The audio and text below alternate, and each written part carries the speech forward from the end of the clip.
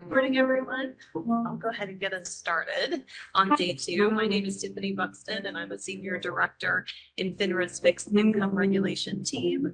It's my pleasure to welcome everybody in person and virtual to day two of this year's compliance outreach for municipal advisors and municipal security dealers. FINRA is pleased to be a sponsor again of this event. And I want to take a brief moment, as everyone has done before me, to thank our co-sponsors of the Municipal Securities Rulemaking Board and the SEC's Office of Municipal Securities for putting together this program. I also want to take a brief minute to thank our moderators and panelists from yesterday. This is my first compliance outreach, and I was very, very much in tune and appreciated the engaging and really insightful discussions. I know that we have several more tuned up for you today. For those of you who don't know about FINRA, I'd be remiss if I didn't take a couple of moments to talk to you about the role we play in regulating and providing transparency to the fixed income securities markets. There are a number of ways that we play a role. Among others, we operate and enforce FINRA rules regarding the Trade Reporting and Compliance Engine, or TRACE. We enforce for our member firms federal securities regulations governing fixed income, including those promulgated by the SEC and the MSRB. We are also designated with examination and enforcement authority for those municipal advisors that are FINRA member firms. FINRA's member supervision department plays a very key role in that. You heard from several of my colleagues in member supervision yesterday, and you'll hear from a few more today. They're responsible for examining all FINRA members involved in the fixed income securities markets. We review firms' fixed income sales practices for a number of different things, including a view to determining if our member firms are dealing fairly with customers and if representatives are properly qualified and supervised. And again, I want to highlight, you heard a little bit about that yesterday during the really excellent examination enforcement panel that closed our first day. Our market regulation group monitors trading activity in more than 2.5 million individual debt securities, including municipal securities, looking for potential manipulative trading and fair pricing. And my team works very closely with our colleagues in those two groups on all of the issues that can arise, providing guidance and support when needed. In support of those efforts, I want to highlight for you a couple of things to look for in 2025 coming from us. We will again host our annual fixed income examination investigations priorities webinar. That's a chance for all of our member firms and our participants today to hear from member supervision and market regulation directly about our 2025 priorities. We also received a number of questions pre-conference and during yesterday's panels about net capital and in particular open contractual commitment charges.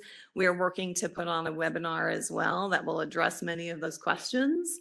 So I will ask you guys to stay tuned and stay posted on our website looking for those dates, because they'll be posted as soon as we get them settled. Finally, I'll turn to a few housekeeping matters for today. As I mentioned, we have some great panels teed up. You're going to hear first about the fiduciary duty that's imposed on municipal advisors. We'll secondly have a panel that will touch on common compliance pain points that our MAs and MSDs experience with some real world advice from industry members. Then we'll wrap up with a panel on hot topics in the municipal market and some closing remarks from Dave Sanchez, the director of the Office of Municipal Securities at the SEC.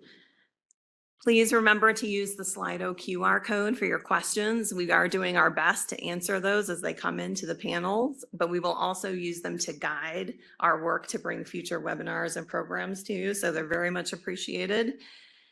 There will also be a post-event survey that's emailed out to every participant tomorrow.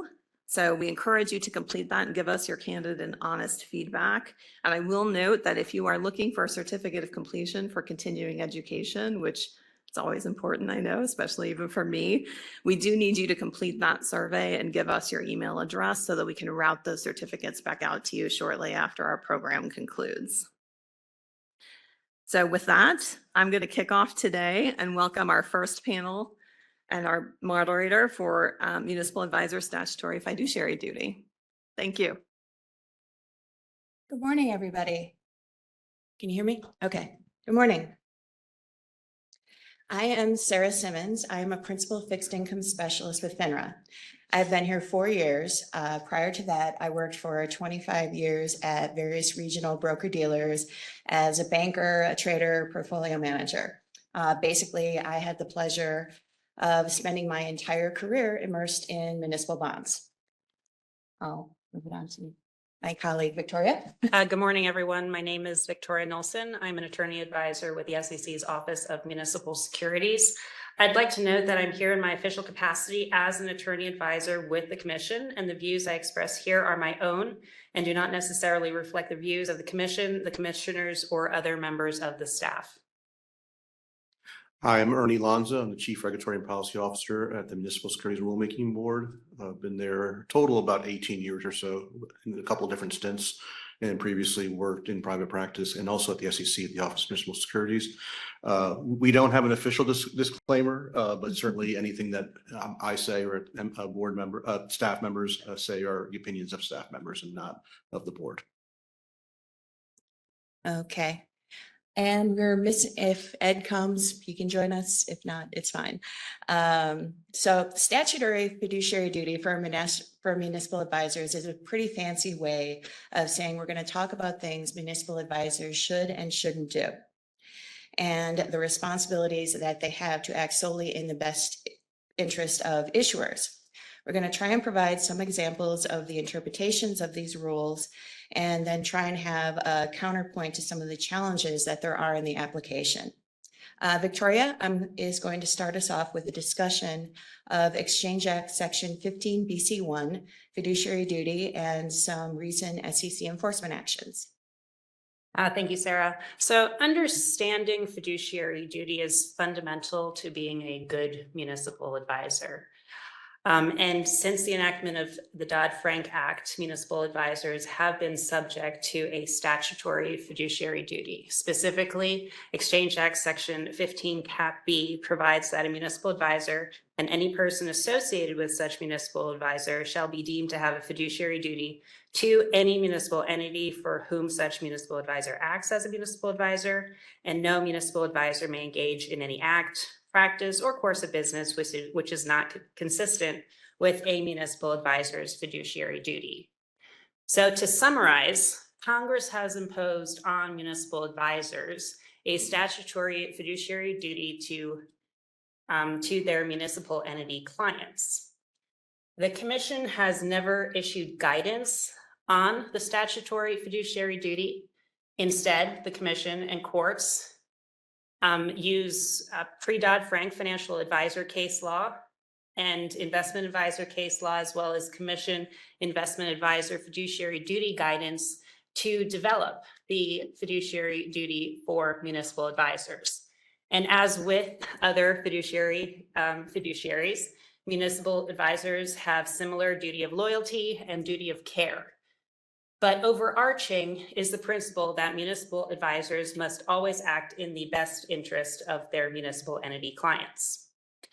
So I'm going to briefly summarize a couple of cases, recent cases, that really go to the core of the statutory fiduciary duty. The first one is a settled matter from 2023, Fieldman, Rowlap and Associates and Anna Sarabian. The relevant facts here are that the city retained Friedman Rowlap to analyze financing options for a project.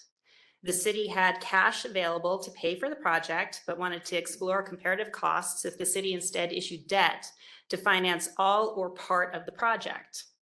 Using what turned out to be problematic assumptions related to the interest rate on the debt versus the estimated savings interest rate, Friedman Rowlap presented to the city that issuing debt would be the less expensive option, when in fact, the all cash option would have been the less expensive option. You know, this matter clearly speaks to the duty to reasonably investigate facts relevant to your clients. The second case that I would like to just briefly summarize is Comer Capital Group and Brandon L. Comer. Final judgment issued in January of 2024. And as alleged in the complaint, the library district relied on Comer Capital and Comer to, among other things, advise on the selection of an experienced underwriter. conduct research and analyses on appropriate pricing, assist with the pricing, and negotiate on the district's behalf to ensure it obtained a competitive price for its bonds. The first issue was that it was the underwriter that recommended to the district that it hire Comer Capital as its municipal advisor. Comer Capital then made no effort to assess the underwriter's experience or qualifications and did not inquire if the district had considered other underwriters. As it related to the pricing process, Comer Capital simply deferred to the underwriter, basically rubber stamping the underwriter's determination that the pricing was fair and reasonable. Welcome, Ed. The final matter is a matter that Rebecca Olson summarized and analyzed quite thoroughly yesterday. It's Hamlin Capital Advisors, LLC, and Michael Farrell Brown. So it's a settled matter, and I'm only going to be highlighting 2 key points from that matter. The first is a good reminder that charter schools are municipal entities, and municipal advisors therefore owe their charter school clients a fiduciary duty. And the second point goes to the advisory agreement itself. So Hamlin Advisors did not accurately describe the scope of municipal advisory services in the advisory agreement with its clients. And in one instance, Hamlin actually did not execute an advisory agreement until 120 days after it had engaged in municipal advisory activity. So the point here is the fiduciary duty attaches to municipal advisory activity, whether or not the contract has been memorialized. So I think I'm going to pause here, and I'm going to ask Ernie and Ed whether or not you guys have any insights or thoughts related to Friedman, Comer, or Hamlin. I mean, I think it laid out a good set of facts to help people understand what's required in order to kind of come to appropriate recommendation. So nothing to add to that. Yeah, I mean, I think that was a great summary. Comer's a fascinating case, I think, and it's obviously settled, but it deals with pricing. So if that's a concern, I think that's something as MAs you all should probably read that case. It's actually probably one of the better ones as far as pulling out information. I think it's well summarized. So I have nothing to add to that. Okay. Ed, do you want to introduce yourself briefly? Yeah, I'm Ed Fierro. I'm a partner at Bracewell in Houston. I represent MA clients, BD clients in connection with municipal securities regulatory matters, as well as I have a deal practice too, where I represent issuers in the state of Texas and in Kansas and New York. Okay, now I would like Ernie to give us an overview of how MSRB Rule G42 establishes certain core standards of conduct of duties and obligations for municipal advisors that engage in activities. Sure, I'm happy to do that. As Victoria mentioned, it's a statute, excuse me, that establishes the fiduciary duty, and that the commission, looks to kind of prior court actions, as well as in terms of what the fiduciary standard means. The Exchange Act, as amended by Dodd-Frank, gave the MSRB the authority to write rules that prescribe means reasonably designed to prevent acts, practices, and courses of business as are not consistent with an MA's fiduciary duty to his clients. So Rule G42, although it's not the only rule, is the one that most centrally goes to the question of how does a dealer act consistently with fiduciary duty. Now, to be clear, our rules don't define the full extent of a fiduciary duty. That is going to be determined, by court action, by SEC interpretation, otherwise. But our rules are meant to be clearly consistent with them, and therefore we think they go a long way to help you understand duty.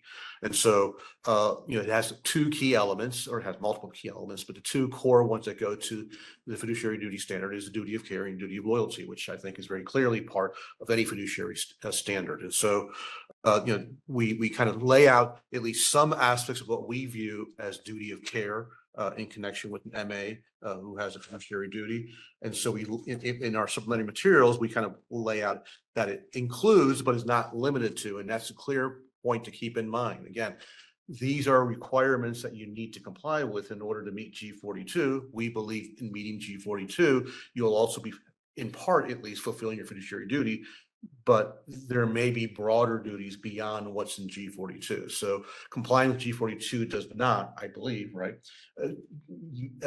determinatively say that you have fully met your fiduciary duty, but this is part of that process. And so in our view, the duty of care includes things such as the fact that municipal advisor must possess the degree of knowledge and expertise to provide the advice that you're giving, the informed advice. So you need to educate yourself, you need to understand what you're providing advice on. You can't just go in willy-nilly provide advice, but I don't know what I'm talking about. Well, that's a problem as far as duty of care. You need to make the appropriate, reasonable inquiries as to the facts on which you are basing your advice or recommendations to your client. And you need to make sure that that those facts you're basing your advice on is not materially inaccurate, incomplete. So you have some level of diligence there to make sure that you're providing informed advice to your client. One thing I do want to point out, and I meant to point out to begin with, there is language that you have to be a little careful around, because remember, municipal advisory activity is triggered by advice of a certain type to a certain set of clients. And sometimes the term recommendation is used. And so when you get to Rule G42, we use the term recommendation of a municipal securities transaction to mean something that's a little bit different than advice. Not different, but in the sense that, you know, any advice you provide on the topic is subject to fiduciary duty and makes you a municipal advisor. So you can provide, you know, a series of advice throughout a transaction, and all of those things are subject to fiduciary duty. We have certain provisions, and I'll touch on them shortly, where we talk about having to document certain things or having to have you do some diligence around a recommendation of a transaction. And that is kind of, you know, you put all those pieces together and advise issuer, yes, on these general terms as offered by the underwriter or whatever the thing is, we believe it makes sense to move forward on this transaction. That's what we're talking about in terms of a recommendation of a transaction in the context of G42. So there are a couple of points where it's important to make that distinction. So, you know, when we talk about that, you know, certain very particular requirements of the rule about, you know, recommendations doesn't necessarily mean they apply to each individual step of advice in the process of getting to that full recommendation. So read the rule carefully on that front, but that's one distinction that's important to keep in mind. So you know, that kind of lays out in large part, you know, what our duty of care is. And again, that's a supplemental material 0.01. And then duty of loyalty is, you know, that your client is your number one, you know, purpose in life, so to speak, you know, so that the things that we talk about in that context is you must deal honestly, utmost good faith, and you're acting in the client's best interest. You're putting yourself in the client's shoe. If I were in this position, what would I do? What was the advice? What's the best thing that I could do? That's what you owe to your client. And part of duty of loyalty is the issue around conflicts of interest and how you manage and disclose conflicts of interest. I'll pause there, but or want me to go on further? I could, I mean, Actually, that leads us up to one of our submitted questions that I would like you guys to weigh in on. The question is, how do you properly advise a client when the client's senior management appears to favor an underwriter that does not act in the client's best interest? I can start.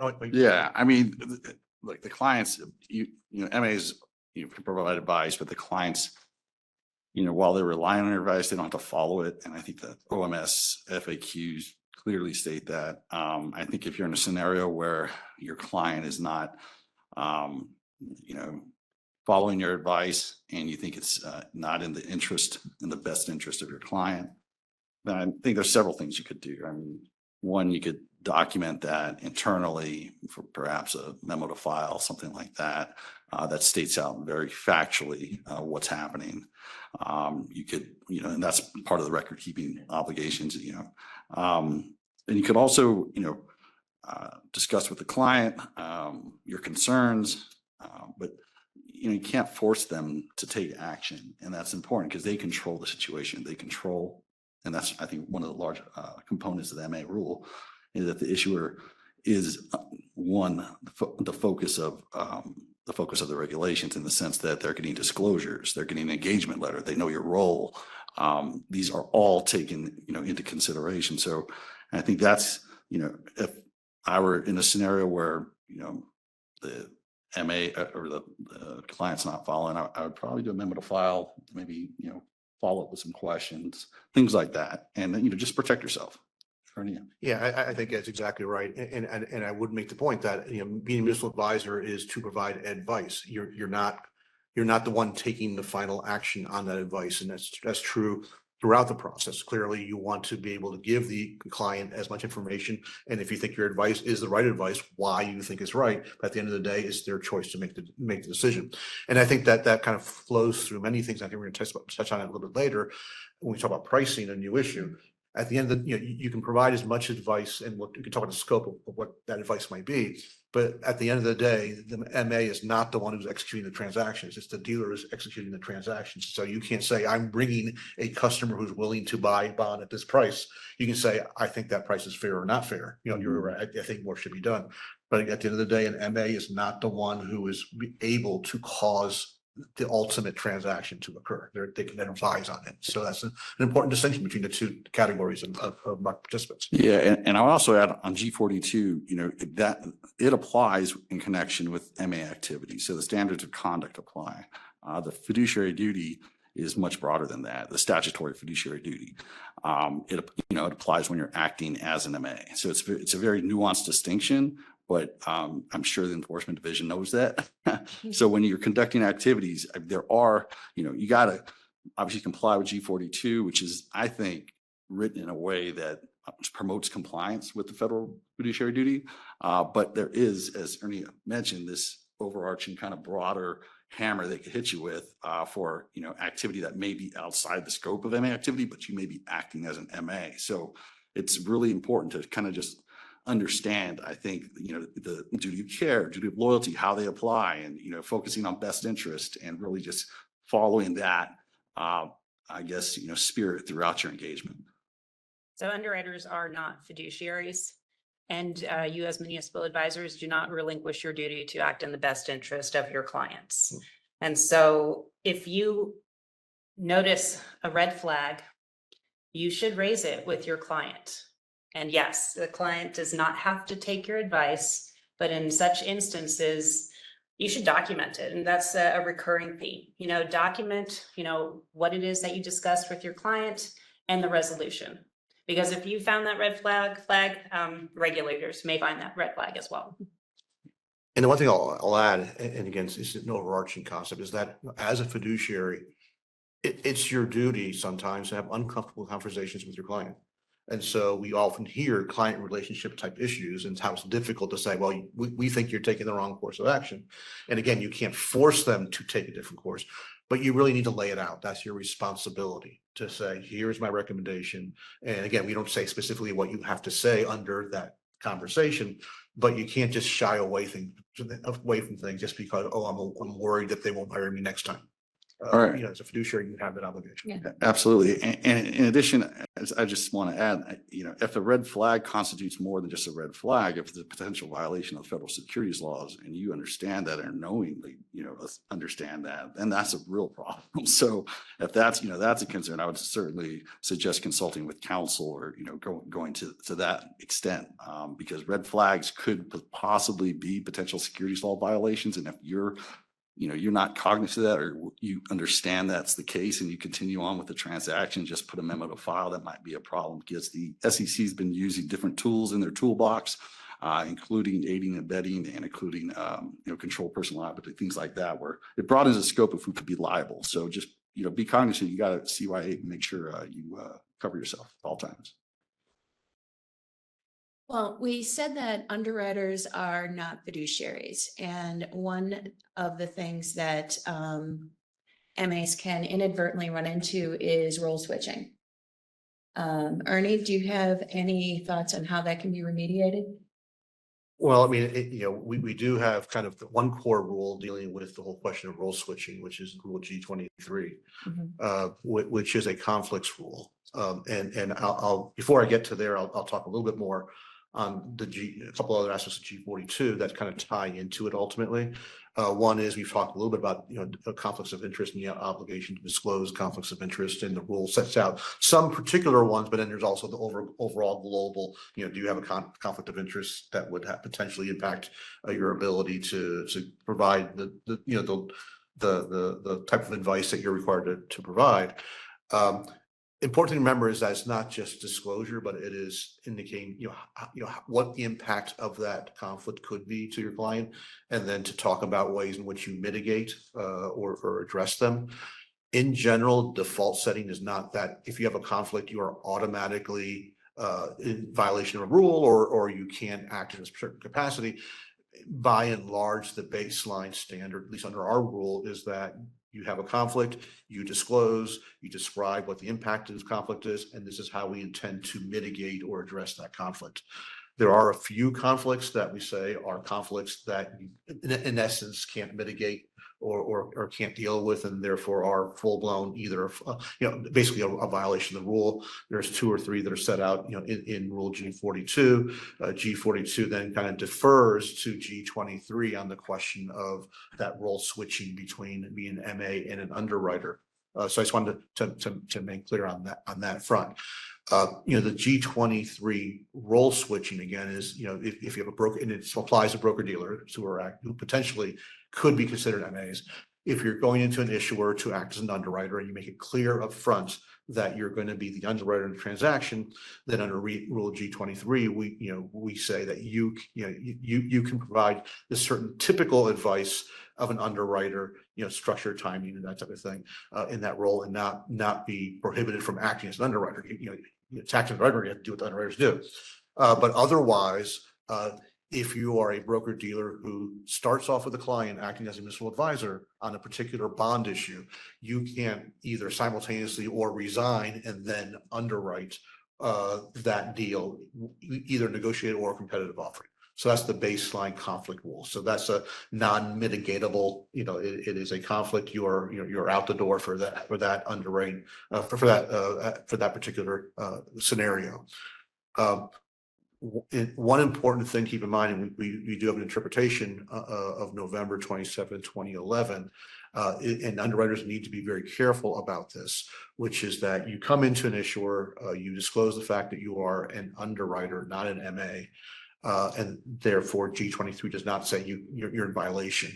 But we do make the case that in many cases, and depending where the market is and what the issues are, part of the underwriting includes important other aspects. So back in the day, we did a lot of advanced refundings. The investment in bond proceeds was an important part of the transaction as a whole. Certain transactions may have derivatives that are linked to them. So maybe a fixed to floater or vice versa, or other closely related things that are part of the structuring of the new issue.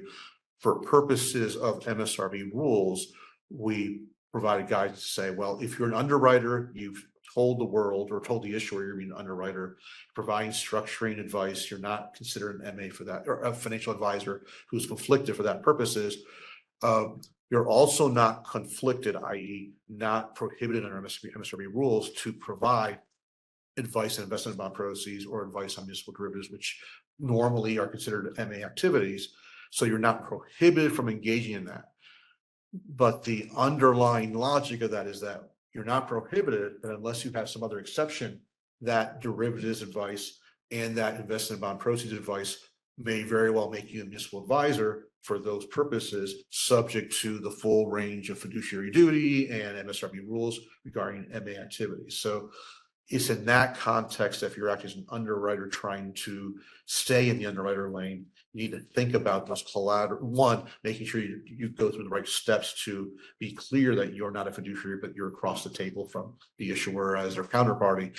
And then if you're doing those collateral integrally related activities in connection with a new issue like derivatives advice or investment bond proceeds, that you may very well then be putting your MA hat on for those activities and have a fiduciary duty. And then we'll have a series of disclosures and conflict mitigation discussions around those as well. That's a process you have to be very careful about. Yeah, and to add to that, Ernie, I think, practically speaking on the MA side, If you are serving in different roles, which, is permissible with the exception of certain conduct that Ernie just described, you really want to, focus in on your disclosures, and you really, really want to focus in on not just identifying, but, describing the consequences and also the mitigation that's going to occur in connection with that role, whatever roles you're serving in addition to the MA.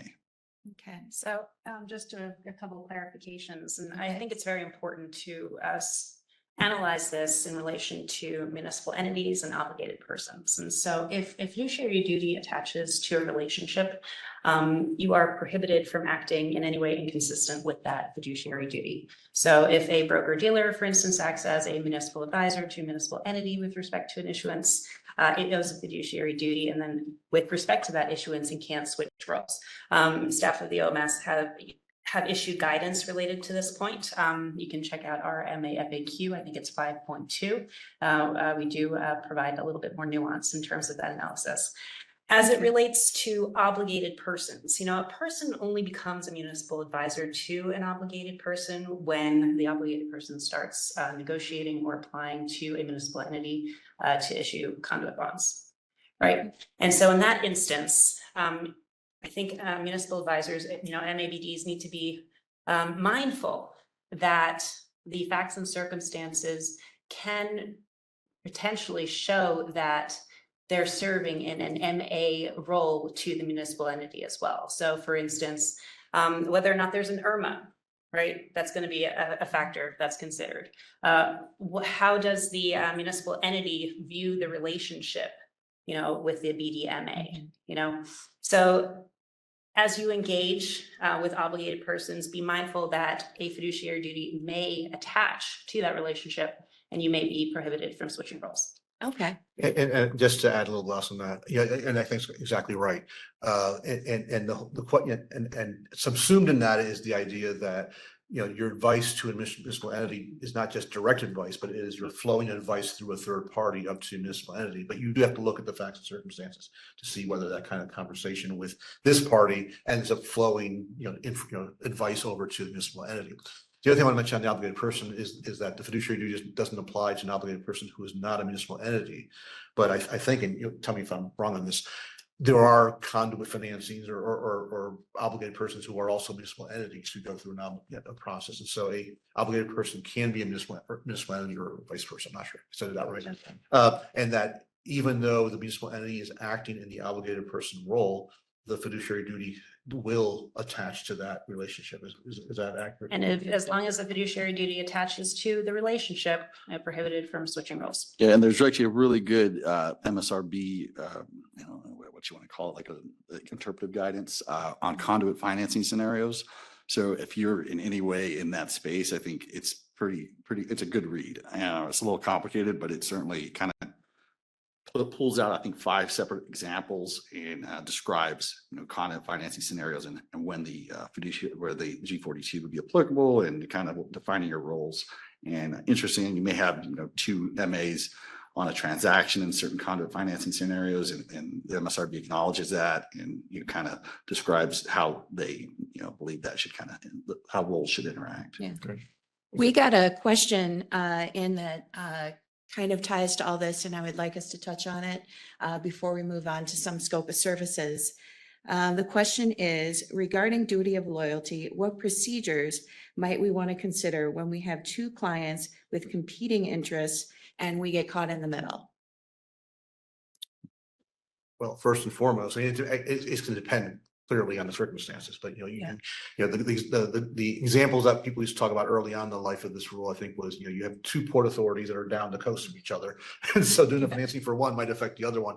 And I'll start from our rule, and obviously both will have other ideas. Is that clearly you start off with clear disclosures and making sure each one understands how the impact is. The fact that I'm helping your competitor down the coast, might have a certain impact to you, and how careful we are. So depending on your firm, you could have, if you're big enough and have enough people who have expertise in it, you could have different teams on the different transactions. You can do other types of things. I'm not sure if I'm really kind of the place to kind of come through with you the specific ideas, but there are ways theoretically, at least, to be able to mitigate it and be able to still say, I am, acting in your best interest in this context. Here's this, here's some of the edge issues where, we can talk about it, but, I don't know if you have other thoughts about it, or if you have thoughts on that. Yeah, I mean, you're also maintaining business relationships with each party, right? So the disclosures are necessary, but I also think perhaps, if it's a big enough entity, having different teams obviously would be helpful. And if there's not, disclosure obviously is certainly something that should be done.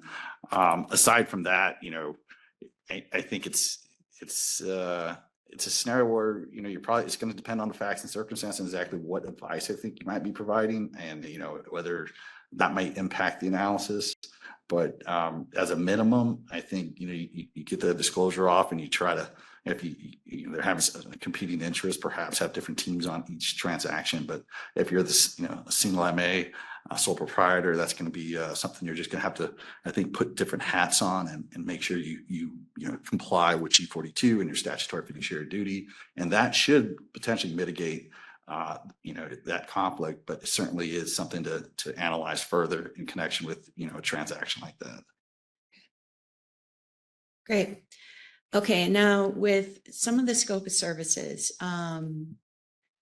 Victoria, how would you, what are your thoughts on advising in methods of sale? So methods of sale really demonstrates the varied role of the municipal advisor. We have negotiated where we could have the underwriter who's clearly driving the transaction, and the municipal advisor is only brought in as a pricing agent, a very discrete role. Or the municipal advisor could be, part of that process, soliciting additional parties for the transaction, overseeing the pricing, before that, negotiating on structuring, versus a competitive, right?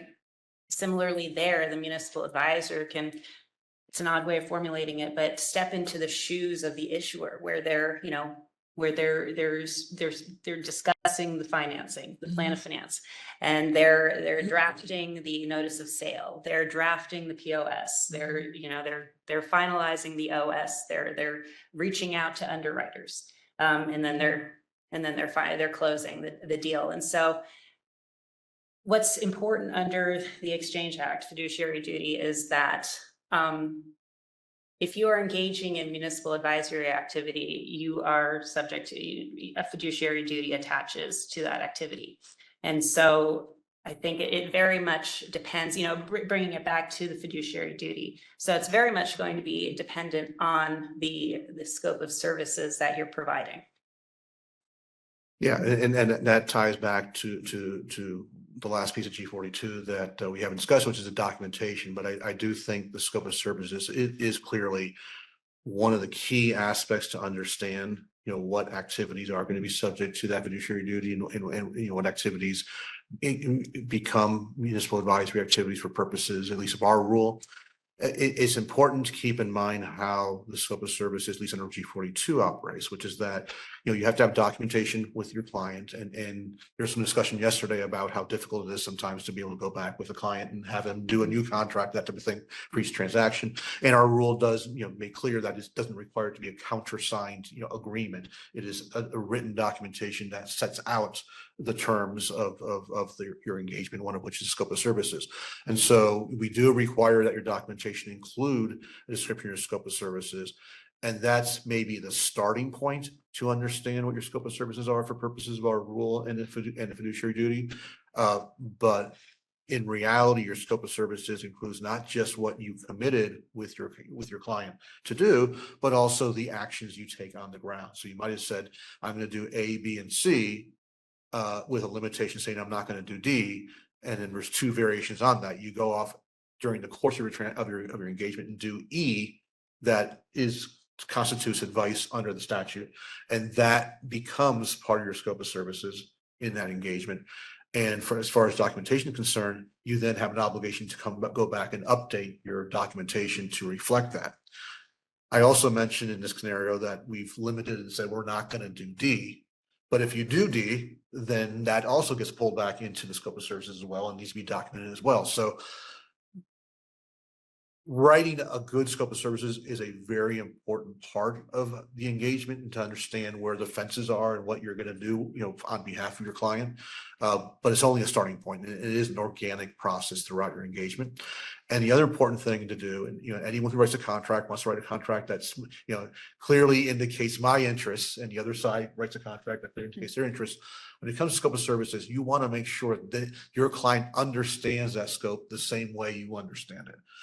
Because there's lots of individual activity or advice that can happen through a course of a multi-month engagement that can be in or out of scope. So, for example, I think the commission in your approval order, clearly state method of sale is one of the things that an MA would typically do. But the fact of the matter is, an MA could say, we're gonna do all these other things for you. We're not gonna be involved in this, and they're clear about it, and you carve it out, and you don't actually, when the day comes, you don't actually provide advice on that.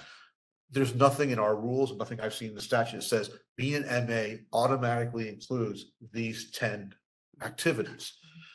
But if you're not real clear about what it is, your client may have, based on the documentation or course of action, an expectation that you're going to do it. And that's where it's important to have clarity, between the two parties, and not just look at the question of, well, how am I going to protect myself by saying as little as possible, or on the flip side, how am I going to show I'm a great MA, so I'm going to say 75 different things I can do for you, and be clear, well, is the issuer not expecting you to do those 75 things or not? So it really is worthwhile paying attention to the scope of services and then keeping it up to date. Yeah, I agree with Ernie here. The only thing I would add is, if you're engaged early on in the transaction, it's pretty easy to maybe add in method of sale. You could talk competitive negotiated private placement, whatever you'd like with the client. You can document that in your engagement letter. But I think the more challenging issues come when, you've been selected and the, negotiated deal's already been approved by the board, right? So where do you go from there? And I think if that's the case, you would be, it would benefit you to put those facts in the engagement letter, and then describe what you will provide within the scope of service, but excluding the fact that the board has already determined they're going to move forward with negotiated sale. That way, you could at least document that was the case, and that's the reason why you didn't provide any advice in connection with the method of sale. Ernie, you raised a very, very good point. Action. The statutory fiduciary duty is not constrained by the four corners of a contract. And so if you agree to provide A, B, and C, but you're actually doing a D through Z as well, the fiduciary duty attaches to that activity as well, regardless of whether or not it's in the contract. Yeah, and I would also, in your engagement letters, amendments to the engagement letters are sometimes not described, and I think it's important, at least for convenience and kind of, as things may change in your scope of services, to perhaps add in a method to amend your engagement letter in an easy manner, electronically by email with confirmation by the client, something, as opposed to, we got to draft an amendment to this document, which is, we got to get another signature from whoever the authorized party may be. Something that's just, it's your deal's going to be moving along, and it's one aspect of it that you can really help, I think, from an efficiency standpoint, by just having an easy way to amend the agreement. Well, with regard to pricing, what are some of the responsibilities that an MA has to show fiduciary duty? Well, I mean, I think it's hard to say what is required by the rules or the statute. We did publish, I think, very helpful guidance both for underwriters and for MAs to think about the process of pricing as part of their engagement. I think, again, we go back to the scope of services. Is that within the scope of services to begin with? And so oftentimes, at least in the olden days, you wouldn't necessarily lay it out. Sometimes you did lay out your involved in pricing. So once you're involved in pricing, then you have to apply your fiduciary duty. And so I think we did provide some the need to have some level of engagement in that process, to have a reason if you're going to advise. One, if you promise to advise, then you follow through on that promise, because the expectation is to, in fact, you're going to advise on it. And then two, one thing I think is important to keep in mind, and I think is one of the difficult points, is sometimes there's this issue of, if I'm going to look at the pricing that an underwriter is offering to the issuer, and I need to have some basis to do some comparisons to see if they're legitimate and reasonable or not. You're not in the best grounds if you're just going to look at what the underwriter hands the issuer and say, I'm going to do analysis based on the four corners of the data that the underwriter has handed over to me to look at to say yay or nay. You know, From a there's capital, some, right? Yeah. and to some level, again, not prescribed what level, but some level, I have a basis to assess this. I have access to where the market is today. I can look on Emma or some other service. I have access to a pricing service. I have access to talking to other professionals in the marketplace, either internally, if you have expertise in it, or you can do surveying of people in the market to get a sense of where the market is. Some active, independent process to say, does this make sense or not? Is there some potential to, something is priced too high, too low, whatever it is? There's a conversation, there's not an automatic, a good point to say, I'm going to prove I'm doing a good job by in every deal. I'm going to get the least, the most undersold maturity or most oversold maturity and press to get 1 basis point improvement. I know that's always a point of contention. But you have to do that reasonable, diligent assessment, provide the best advice to the issuer. If the issuer wants to be involved in the process of then pushing back and having the conversations with the underwriters, do them, wearing your client's shoes to say, this is what I'm going to do. But at the end of the day, you can't bring a buyer to the table and you can't force a buyer to pay a price that you think is appropriate. You can advise and do the things that your client asks of you in order to move the transaction forward.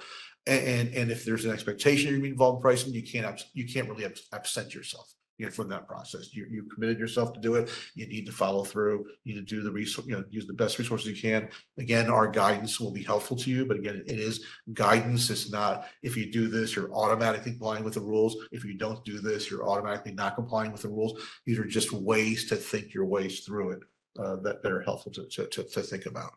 Yeah, and I would add, for documentation in WSPs, I mean, that's something that examiners for the past year have been kind of, asking for and finding deficiencies if there's not.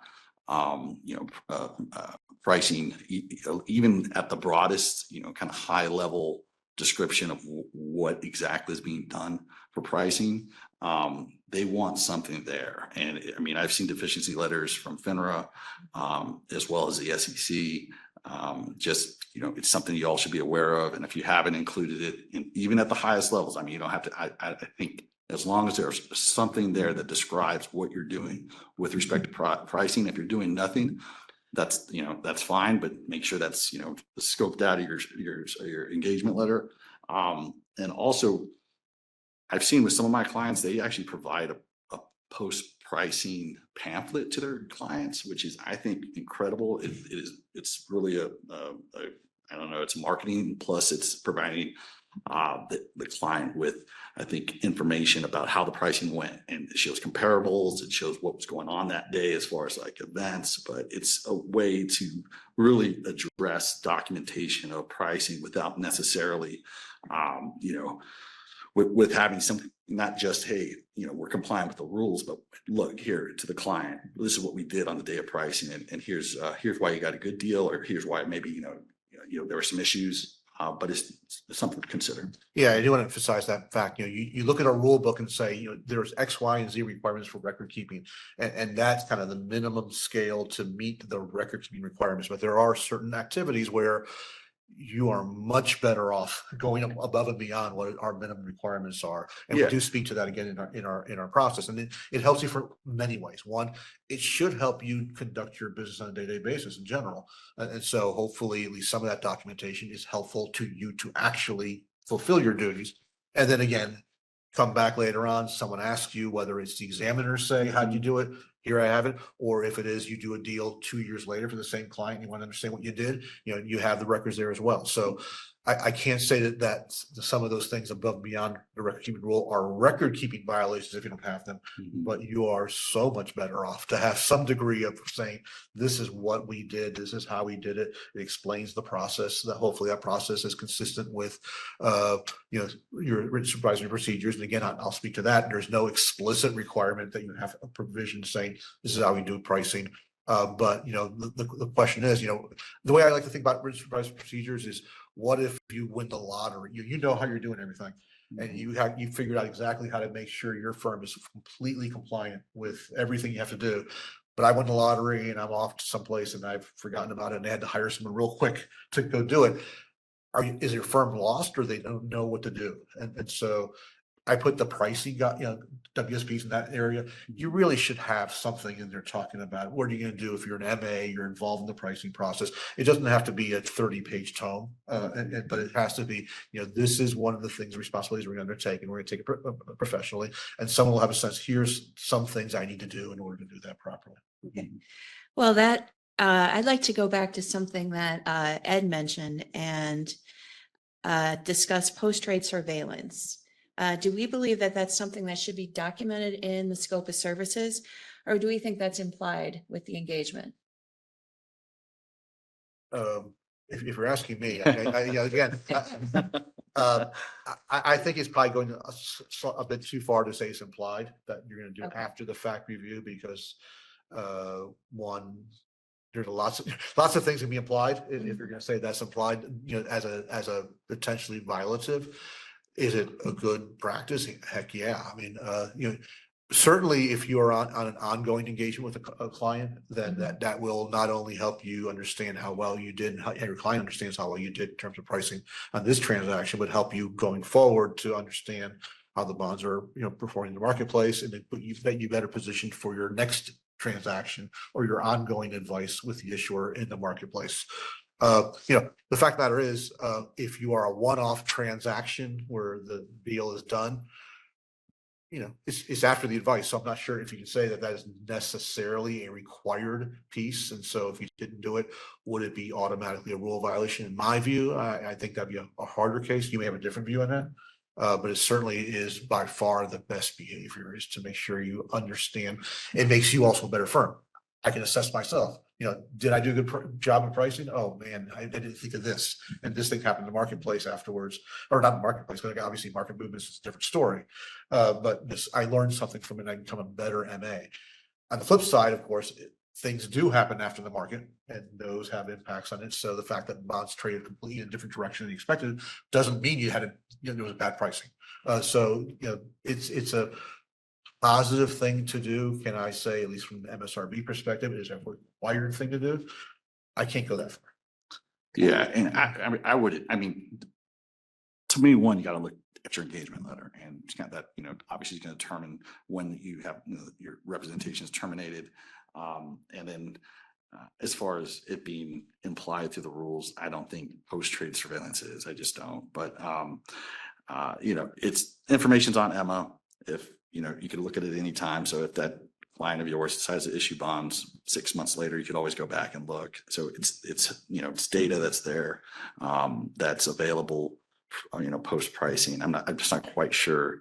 I would understand how an examiner could get to saying that's a requirement, unless you all, write up a deficiency letter and I'll be like. Well, as an examiner, we like to see it, but again, it's not a requirement. We got another question in.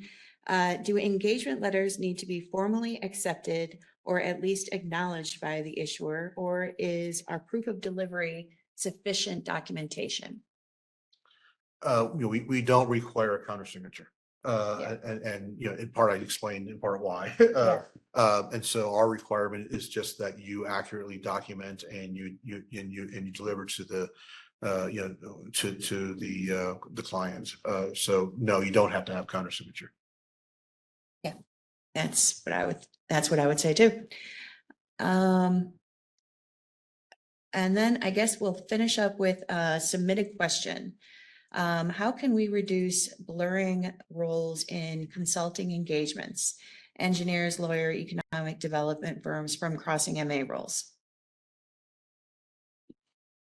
So the you want to make Your thoughts on this? Let's start out with the baseline, right? So definition of municipal advisor is activities based, right? Yeah. And so is there really any such thing as a blurring of the line, right? We do have statutory exclusions, we have our exemptions, but those, as Mary Simpkins described yesterday, are very narrowly defined. And so if you step out of the contours of those exclusions and exemptions, you may be serving as a fiduciary duty or a fiduciary municipal advisor. And if you are engaging with municipal entities, then a fiduciary duty will attach. So again, be very mindful that if you are going to be relying on an exclusion, on an exemption, that you are engaging in the activities within the contours of those exclusions and exemptions. Yeah, I would add, I mean, so there's a lot of unregistered MA activity going on. I think that's pretty, at least from my observations of engaging with clients and speaking with others in the marketplace. Submit a TCR. Well, the blurring of the lines is clear. A lot of the engineers, a lot of the other participants may not understand the MA rules. And there's this unregistered activity going on. And, I would recommend, if you're in a scenario where you're not quite sure, if you're an engineer or another market participant, that you are an MA and it's kind of in that blurry space, then you should really require an IRMA on the transaction, and not just some, you got to get it perfected, right? The independence has to be there, the representations that you have to be received and given, and ensure that that's documented. And that way the IRMA is absolutely the best way to protect yourself, I think. But it requires, the issuer or obligated person making a written representation, and requires you delivering a written representation while copying also their IRMA. So that, along with independence, if you could get that on a deal and you're confused about your role, I think you protect yourself 100%. You can provide as much municipal advice as you'd like because you're protected by the IRMA exemption. Yeah, and I'll second Victoria's emphasis on activity. So that, I'll throw out a couple of examples. You mentioned engineering. I'll do a different example. Let's say you have a distressed community. They want to hire a consultant to provide advice across the waterfront to financial aspects. And so you have, experts to do that, and that's their job. And it's tempting to say, well, my engagement is for the overall financial situation, maybe disposing of non-bond finance properties, maybe tax revenues and other revenues are available, make up 95% of the city's revenues. But if you're going to be talking about and providing advice around the bond financed aspects of their finances, that trips the wire for MA activity. So the fact that you've been hired to be for a different purpose, distressed, a consultant, that doesn't erase the fact that you may be engaging in municipal advisory activities. And so, like in the engineering world, pre-MA rule, oftentimes you get feasibility studies that included, lots of engineering, lots of, project revenue, project, costs and stuff like that, all completely appropriate for an engineering advice. And that would have included things like, and to do this, typically you do a 30-year bond that would do X, Y, and Z in debt service, and it'll match up nicely. And then with the MA rule coming into place, I think, different firms can do it in different ways. Some firms said, we're not going to do that last piece in our feasibility consultant report, or some firms register as MAs and continue to provide that, or some firms have created separate affiliated MAs to do that activity. But the fact of the matter is, it's the activity that drives whether or not you're an MA. And obviously, you can have the exception to carve outs or IRMA, stuff like that, but it is, do you engage in that activity, even if it's only a small piece of the overall engagement? And that's an important thing to keep in mind. Okay, well, we are just about at time. So I want to thank everybody for listening, and we'll move on to the next. All right. Thank you.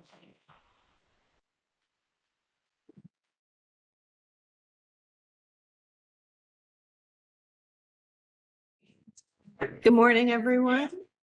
I want to welcome you back. We're going to kick off our next panel, Compliance Pain Points. Give everyone a moment to take a seat. For those of you who are just joining us on virtually today, again, I'm Tiffany Buxton, a Senior Director in FINRA's Fixed Income Regulation, Regulatory Practice and Policy Team, and I have the pleasure of moderating this panel today. I'm joined by Emilio Flores he's the Chief Executive Officer of Caldwell Flores Winters, a California-based multidisciplinary firm that provides, among other things, municipal advisory services to California's municipal entities, including school and community college districts, cities, and regional utilities. Next to Amelia, we have Jennifer Hash, Senior Vice President with Zion's Bank Corporation, NA, and Chief Compliance Officer for Zion's investment subsidiaries, including Zion's Public Finance, Zion's Capital Advisors, and Zion's Direct. And next to Jennifer, we have Jeff Wharf, Chief Compliance Officer of Cabrera Capital Markets. Cabrera is an investment bank and full-service institutional brokerage firm. I'm going to pause for a minute.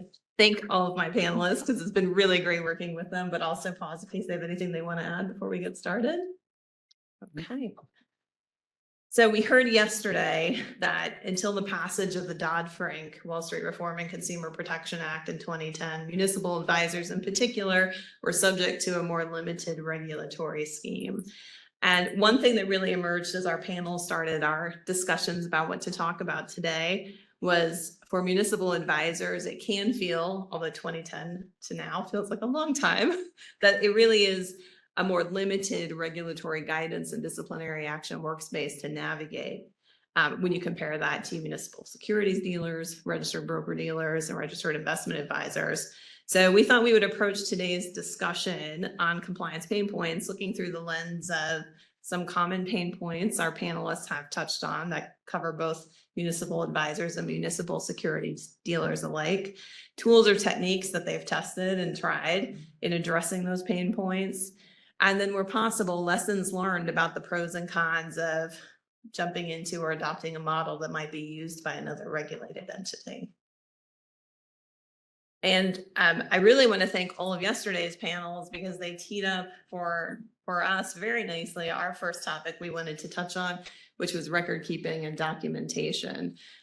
Something that we heard, I think, across all of the panels, including this morning's panel, about the importance of both keeping records that are required under the MSRB rules and the federal securities rules, but also documenting actions taken. So I'm going to kick things off by asking our panel to talk about the beans or the ways that they've tested and used when they think about record keeping and documentation.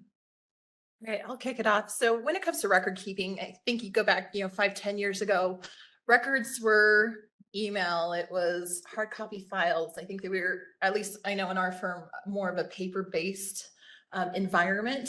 But as technology has advanced, we've really had to think through, and Emilio and I were joking, creatively, what other types of records are we creating? And especially when you're talking about municipal securities dealers and also advisors, what a record is can be very broad. And so, looking at it from more than just what's my deal file have in it and what email am I archiving, what are you using? So we've started transitioning things to SharePoint, which is really nice because then you can keep records electronically and more people can access them.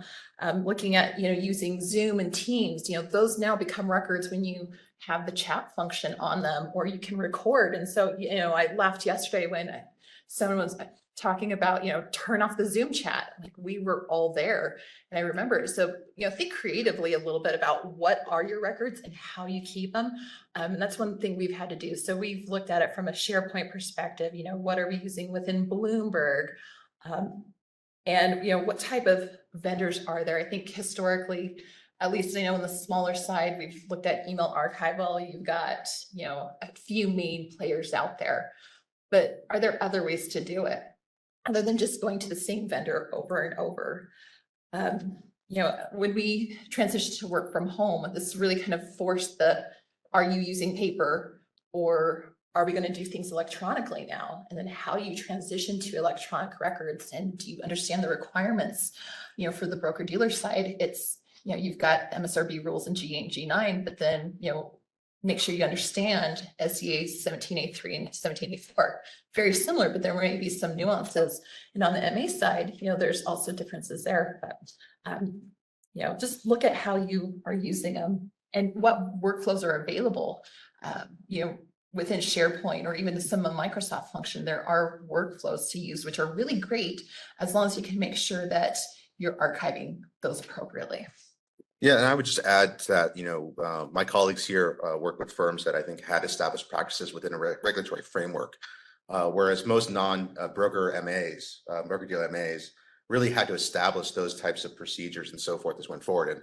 And although there is a lot of, I would say, institutional knowledge within MAs, being that a lot of MAs start off their career on the broker-dealer side and are able to bring some of those practices over, there are instances where folks, are coming into the industry without that particular background or experience. And so creating a documentation framework and trying to figure out what are the best practices and trying to understand what will be looked at during examinations. I think that's the part that is often, quite frankly, scary to a lot of independent or non-broker dealer MAs. And there's a lot of trial and error. And I think one of the things that was intended as part of the Dodd-Frank Act was the idea that as these rules are developed, that there would be an economic impact report. What would be the actual costs to implement these types of things? And what we found was that looking at technological solutions, it was a lot of trial and error. We didn't have necessarily the familiarity with existing products, right? Because they were either built for other industries that had to be adapted, or we had to say, okay, this is our best guess, but 2 years later, we got to figure out what's working, what's not working. And I think one of the things that we've all encountered is as we transition to a digital world, who owns the data? How hard is it for us to access the data or change vendors? When we look at this disaster recovery, what are those good faith efforts we're making in order to comply with those requirements, and how are we demonstrating those things? So, I think one of the things that continues to be a pain point, I think, for the smaller firms is that, costs associated with that trial and error process. From a financial standpoint, but B, from a reputational standpoint, right? You may be operating in good faith, trying to do your best to do the record keeping and comply with the rules, but ultimately there may be an issue you run into that you did not anticipate. And so I think that's the part of the broader discussion is that, we still have a lot of folks in our industry that are operating off of good faith and best efforts.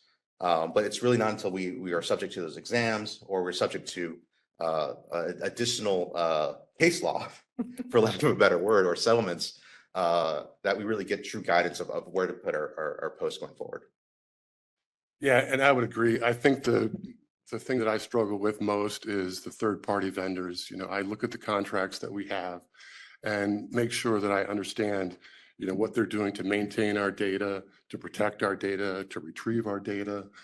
So that's one thing I encourage everyone is to make sure that, we all use third-party vendors, make sure that you're looking at the contracts that what they commit to do. Yeah, I agree with that. And then, how, Emilio, you mentioned, who owns your data. One of the big things is with your contracts, just make sure you understand the terms. Because sometimes in my experience, what we've learned is you see those terms, but do you really understand what that means? And if you need to get your data out, what's it going to cost you? What's the process? How long does it take? And sometimes it may take months on end. And then how are they going to deliver it to you?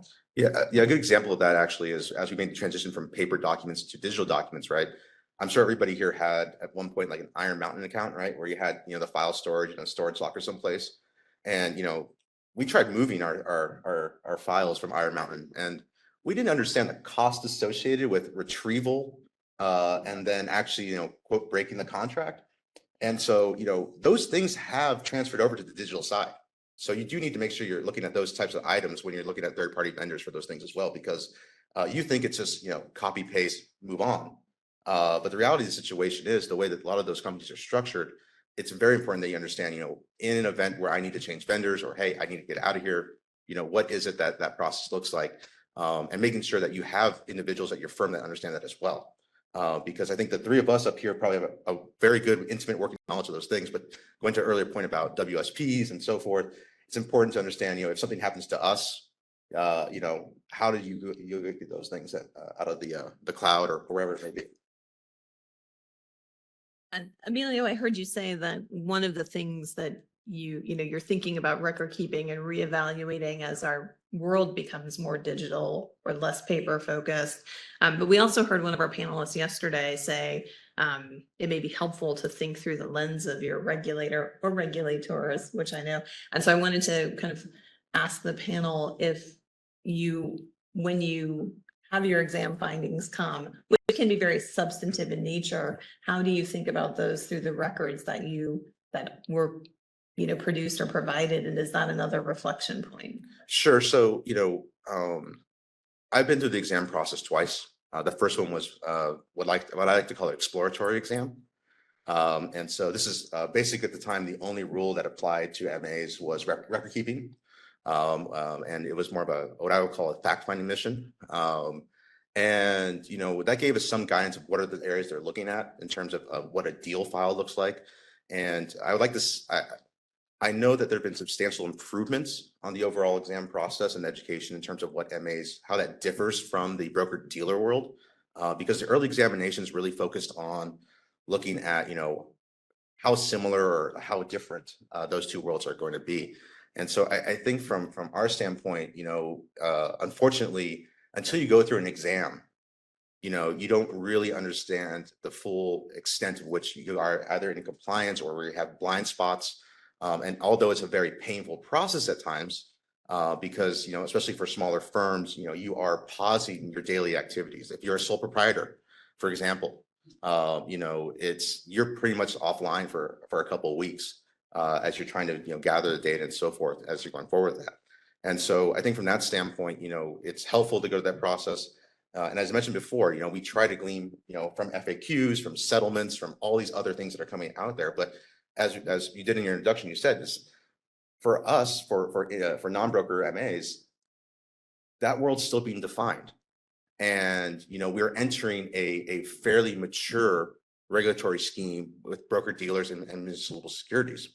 And so we're still trying to figure out, where we face or where we sit in that whole regime, and how that the rulemaking process, continues to be defined going forward for us. So right now, I would say that we're making good faith efforts. We're making our best guesses, but it is that dialogue between the exam teams, the regulators, and I think our colleagues of trying to figure out the best way to move forward with the compliance regime that's out there.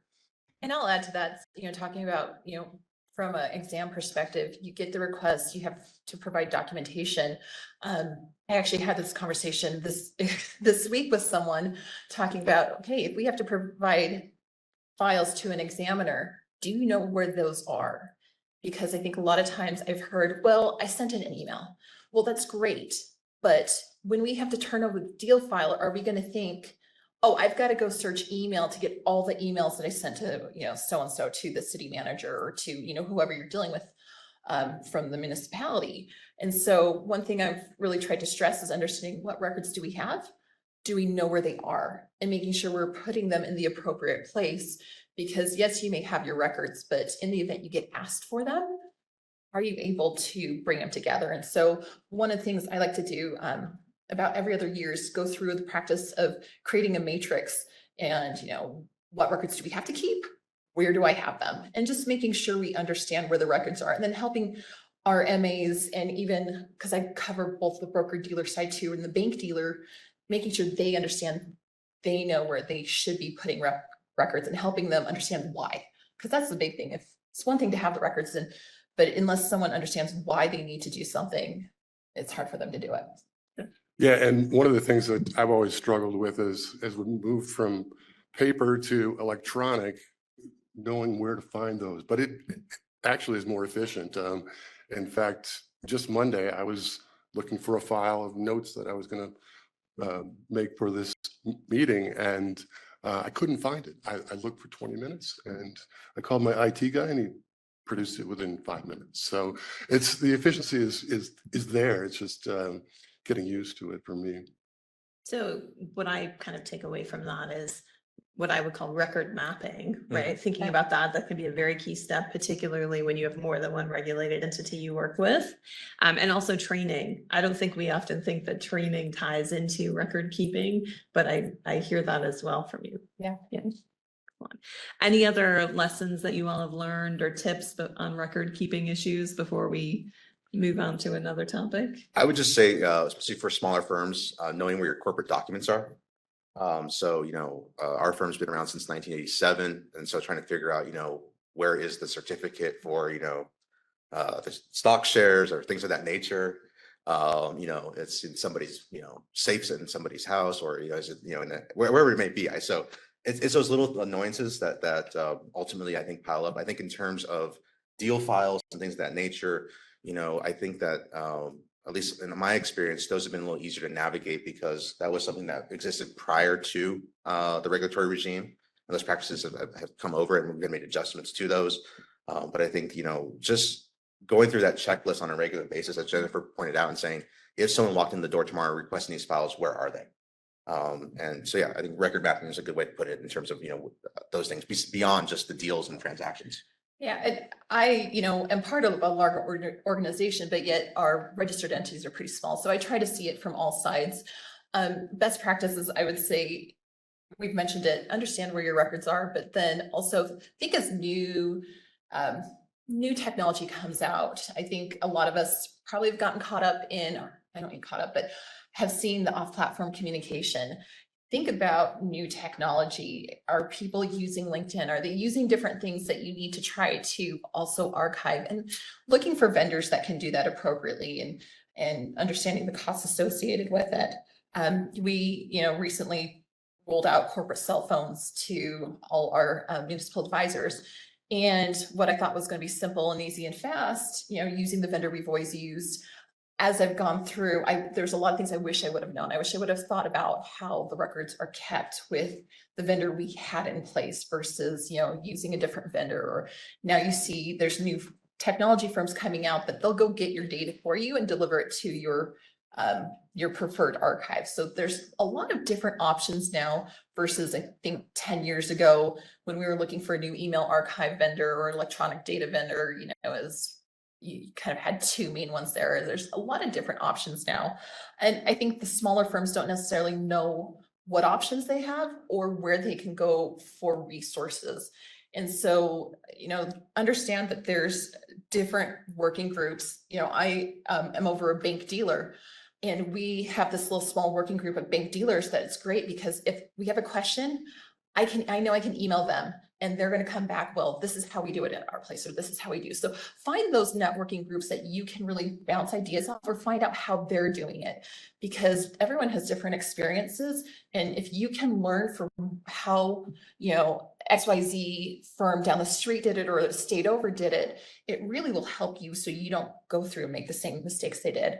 And also I'll say, as I've gone through the whole off-platform communication thing, is there's consultants out there and there's outside counsel. So if you have outside counsel, use them. They can help you understand the requirements of the rule. They also can help with understanding vendors and requirements. And then also consultants. We have a compliance consultant we've used in the past.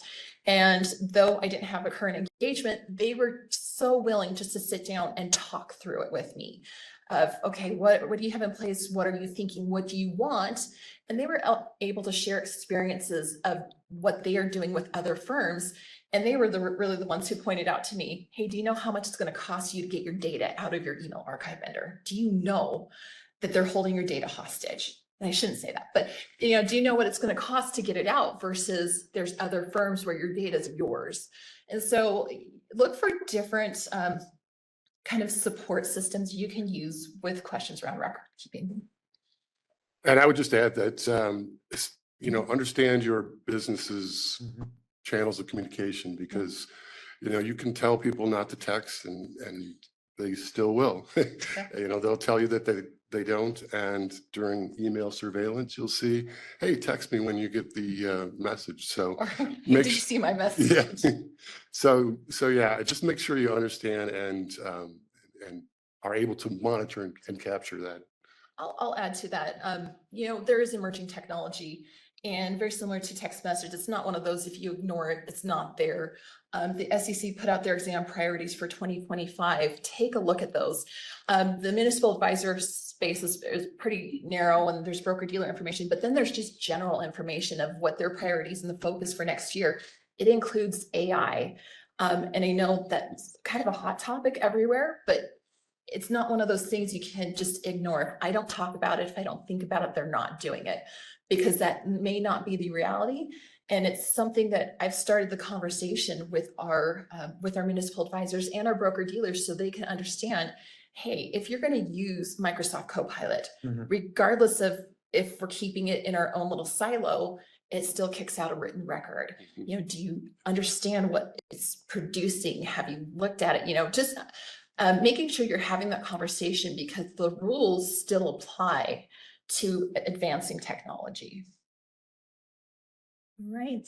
Thank you all. We're going to move on to our next topic we thought we would touch on, which is registrations and qualifications. And then we'll move into continuing education.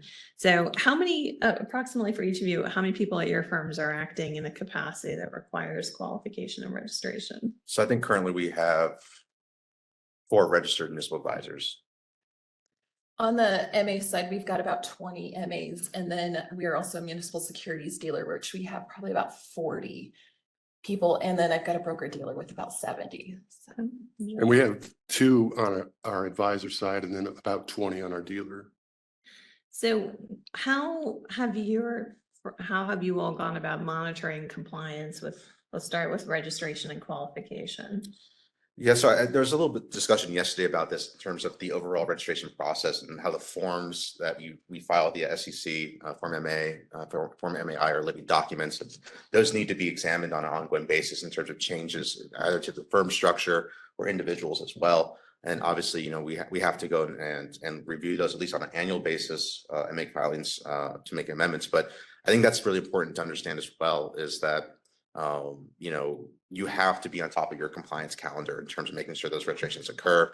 You know, I often chuckle that for somehow, some way, I've always ended up at a meeting at the MSRB like the day before the Form MA is like due. I was like, oh, I gotta do something. And so I think from that standpoint, it's just trying to stay on top of those things and understanding what triggers a change in those forms, because those are easily curable pain points. Either an exam process or other areas, but those are ways in which, you know, if you're able to demonstrate, I think, a consistency of review of those forms, and it doesn't necessarily mean like you go to resubmit the forms for resubmitting's sake, but you know, if you do find something or you're making changes to that, you know, make sure you're also documenting those reviews. You know, so if it's a quarterly review, hey, today I went through all the MAIs, I checked for X, Y, and Z, I had a question about this, it was resolved. It seems like a lot of work, but it does help in terms of, okay, when you get a question, what happened that day and what are you doing? Because part of the overall compliance regime, I think, is that making sure that we are being vigilant on an ongoing basis. And that's hard to demonstrate without documentation. And so I wouldn't say it's brownie points, but I'd tell you that it helps you out at recollection of potential issues and what you have going forward. Yeah, and you know, looking at it from a slightly larger perspective or larger firm, there's various things. I, over the last who knows how many years, always stress those 14 disclosure questions at the end of the MAIs or the U4s, because sometimes people may not understand what some of those terms are, especially when you get into some of the financial compromises. It's something I cover every single year during our annual compliance meeting, helping them understand their responsibility. And I really try to stress, this is your responsibility to make sure that these are updated. There's, you know, you can see FINRA puts out exam or enforcement actions every single month. And we have, you know, some specific situations that I've seen that I help share with them that you need to understand this.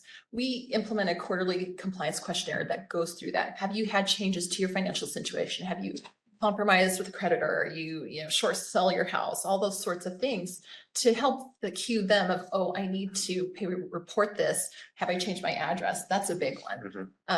And so we can make sure that we get those reported timely. You know, usually at the end of the quarter, maybe we've missed the 30 days, but it is a cue for them. And then we do our annual training. there's also a lot of resources online, talking about calendaring and when things need to be done. I do know there's consultants and firms that will put out your calendar or put out a calendar of here's a lot of regulatory dates you should know when you need to file the Form MA or various things. So it really can help a lot. And we're a relatively small firm, so it's pretty easy for me to track registrations and I use a spreadsheet and track when people are hired and when they need to get their training materials, if they have an exam scheduled.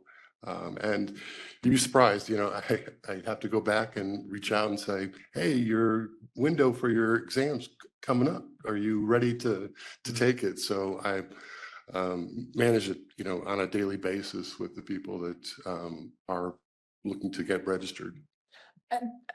I'm glad you mentioned recruiting, being a part of a larger organization, we do have people come and go. And so we've worked with our HR group and our recruiting group to make sure that we can get notified. And so as someone's going through the interview process, once they're to the point of wanting to send an offer letter, recruiting loops us in. They've got a list of job titles or codes or departments that, hey, we're going to make an offer here. Can you run, and here's a form, you need to do a license check, background check.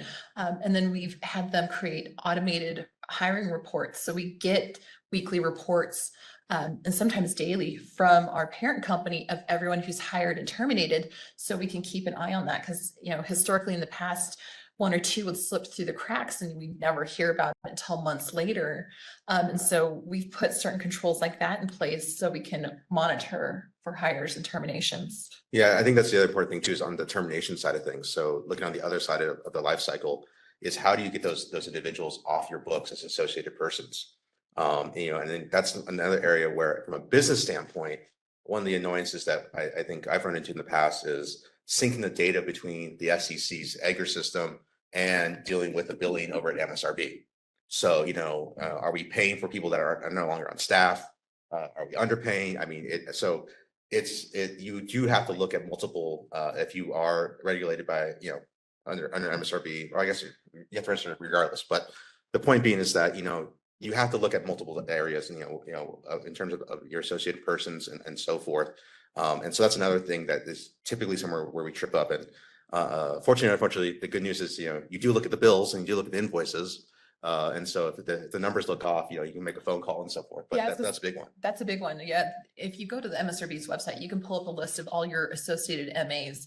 And sometimes those don't get updated and As frequently. frequently. And then when it comes to the $1,000 billing once a year, you have 3 extra people's $3,000, which for a small firm can add up.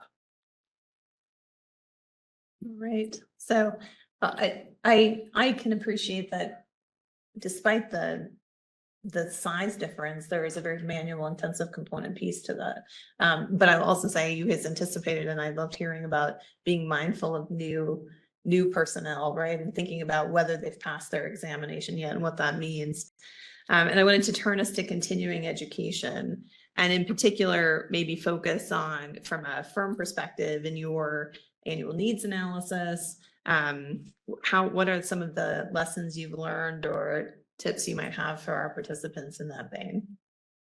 Jeff, you want to start? I'll start, sure. One of the things from a recent exam was that we need to make sure that we're providing a needs analysis that addresses all the registrations of the people that we have. So if we didn't focus on a particular registration type, why not? So that was one of the things learned just recently about making sure that we do a full needs analysis for all of our registered reps.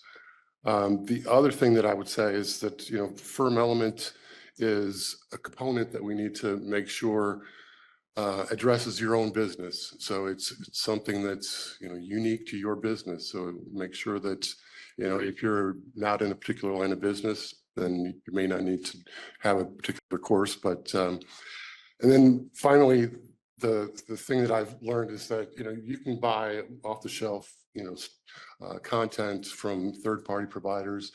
FINRA has content that's available But it's important to make it unique and specialized for your business because, you know, you want to make sure that it's relevant to your reps. How about you, Amelia? Yeah, I would concur with that. I think that in the MA space, you know, resources have been slow in development. You know, I think that, you know, in terms of trying to figure out a curriculum for continuing education has been a challenge. I think it also continues to be a challenge for smaller firms, sole proprietors in particular.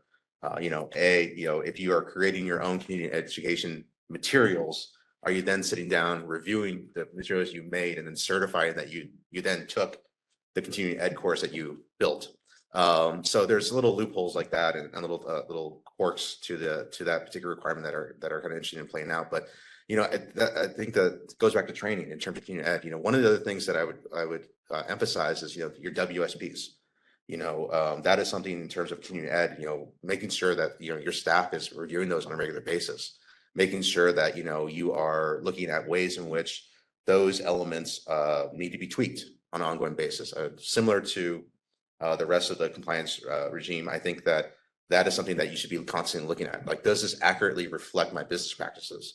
And looking at continuing education and look at the needs analysis, you know, what are the things that need to be tweaked? What are the other areas of expertise that we need to make sure that we are putting forth? And some of those things can be internal processes. It doesn't have to be an authority telling you, you know, this is the G8 record keeping rule, right? Like, you can review your own processes as part of that particular element. And once again, the current regulations allow you to define what your needs analysis is and to define what are the materials that would potentially meet the analysis. So I wouldn't say it's necessarily a choose your own adventure, but you know, you do have a lot more freedom there than necessarily looking to an outside source to provide a comprehensive continuing ed module. Okay, you laughed last year. My theme was choose your own adventure with our CE.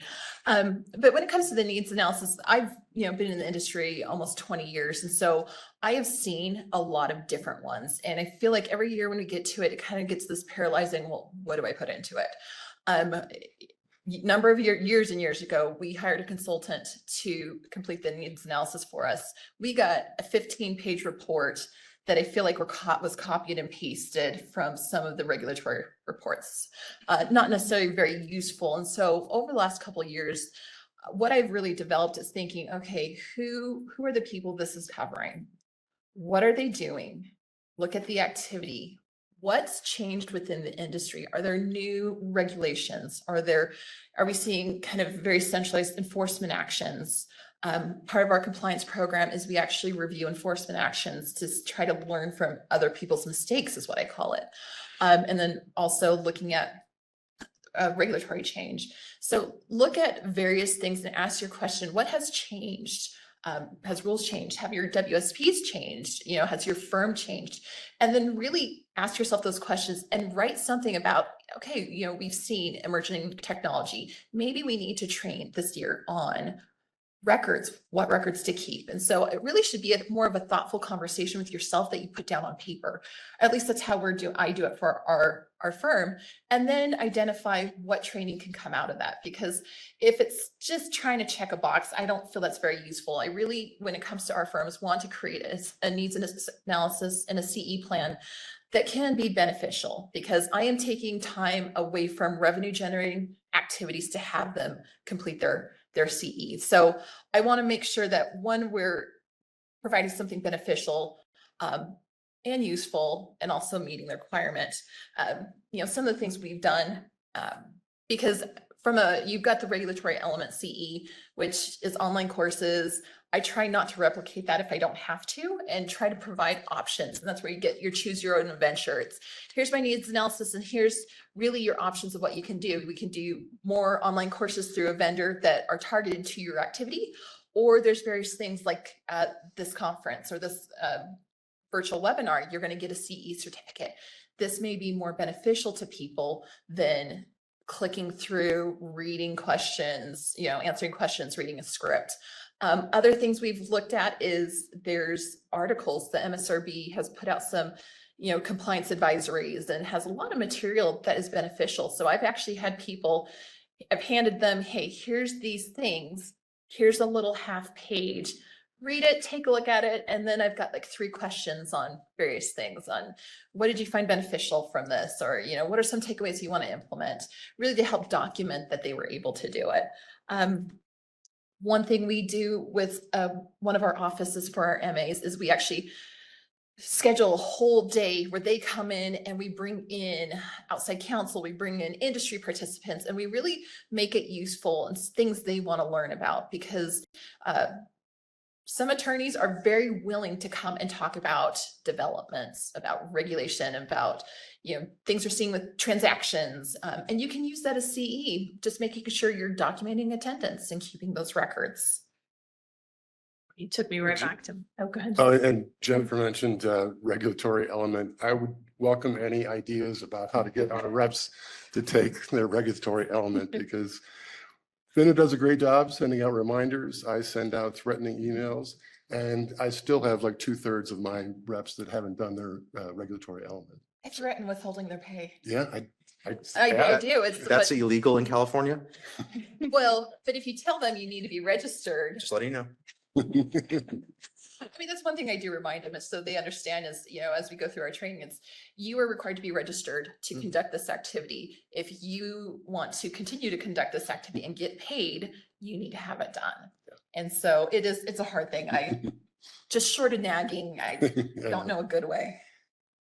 Sounds like when it comes to CE, representatives are as bad as lawyers. I can speak for myself. We like to wait right up to those last couple of weeks and then try to do 2 years worth of continuing legal education. And you touched on documentation.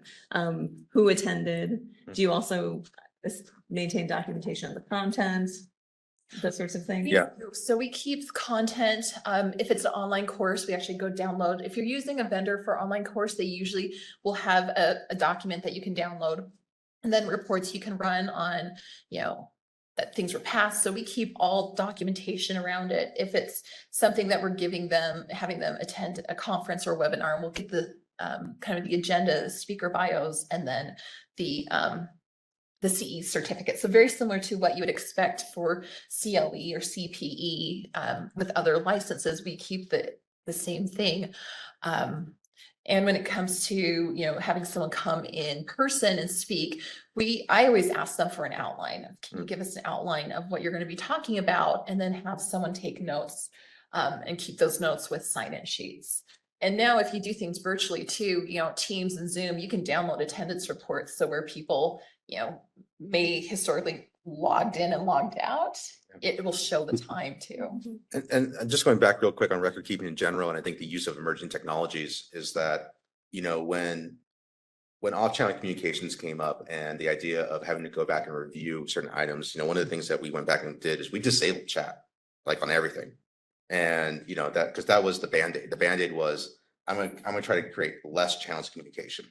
Now, you know, somebody, you know, text or whatever, and, you know, and so I think what we're now coming around to is saying, you know, we got to find a solution that works best for us.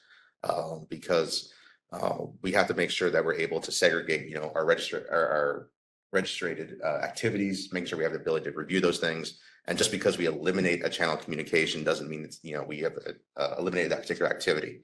So I think that, you know, just in the last 18 months, having to go back and have a serious conversation about that. And once again, going back to vendors and trying to figure out, okay, is this something that we can do? Is there a way for us, we can have integrated systems that are allowing us to look at those things? And, you know, I think that going forward, you know, some of the tools that are being integrated into Teams, the Zoom, and some of the other communications systems actually going to be beneficial going forward. We just have to figure out how to make those work for us instead of just, you know, putting up the blinders and saying, if it doesn't exist, it's not my problem. And we used to do in-person meetings, and it was so difficult getting everybody to get the training that they needed to get done. So we moved to a completely automated vendor that tracks who did the training, when they did it.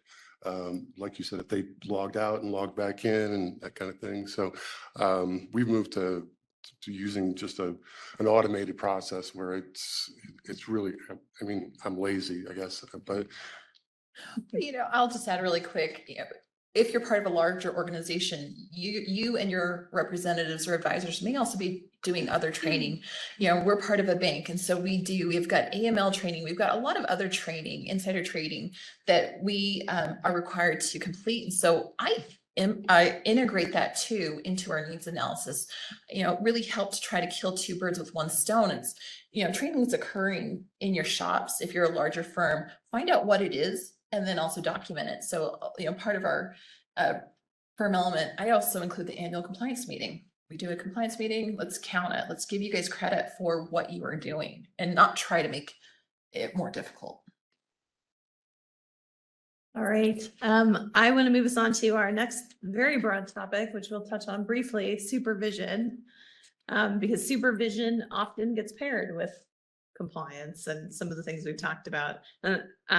How do you, and we've already touched on WSPs, you guys have talked a lot about that. So how do you approach the implementation of new or the maintenance of your existing written supervisory procedures? I know we'll go briefly over the WSP part, but I can't emphasize how important WSPs are to that process. And you know, you really have to craft those to your business practice. Because that's going to be the rubric of which the regulatory or the examiners come in and they say, hey, you know, are you doing things the way you said you were going to do them? And that's a big one, you know, and, you know, you have to look at what are the changes in the industry, what are the changes in the regulatory environment, and how does it affect those WSPs? There's a number of rules that quote apply to municipal advisors that do not apply to my business practice. But we still need to acknowledge that we are aware of those rules. Right. And the reason why we have not addressed those in our WSPs is because of the following reasons, you know, and so those are ways in which you have to go back and look at those on an active basis and make sure that you understand what is it you're committing yourself to go do.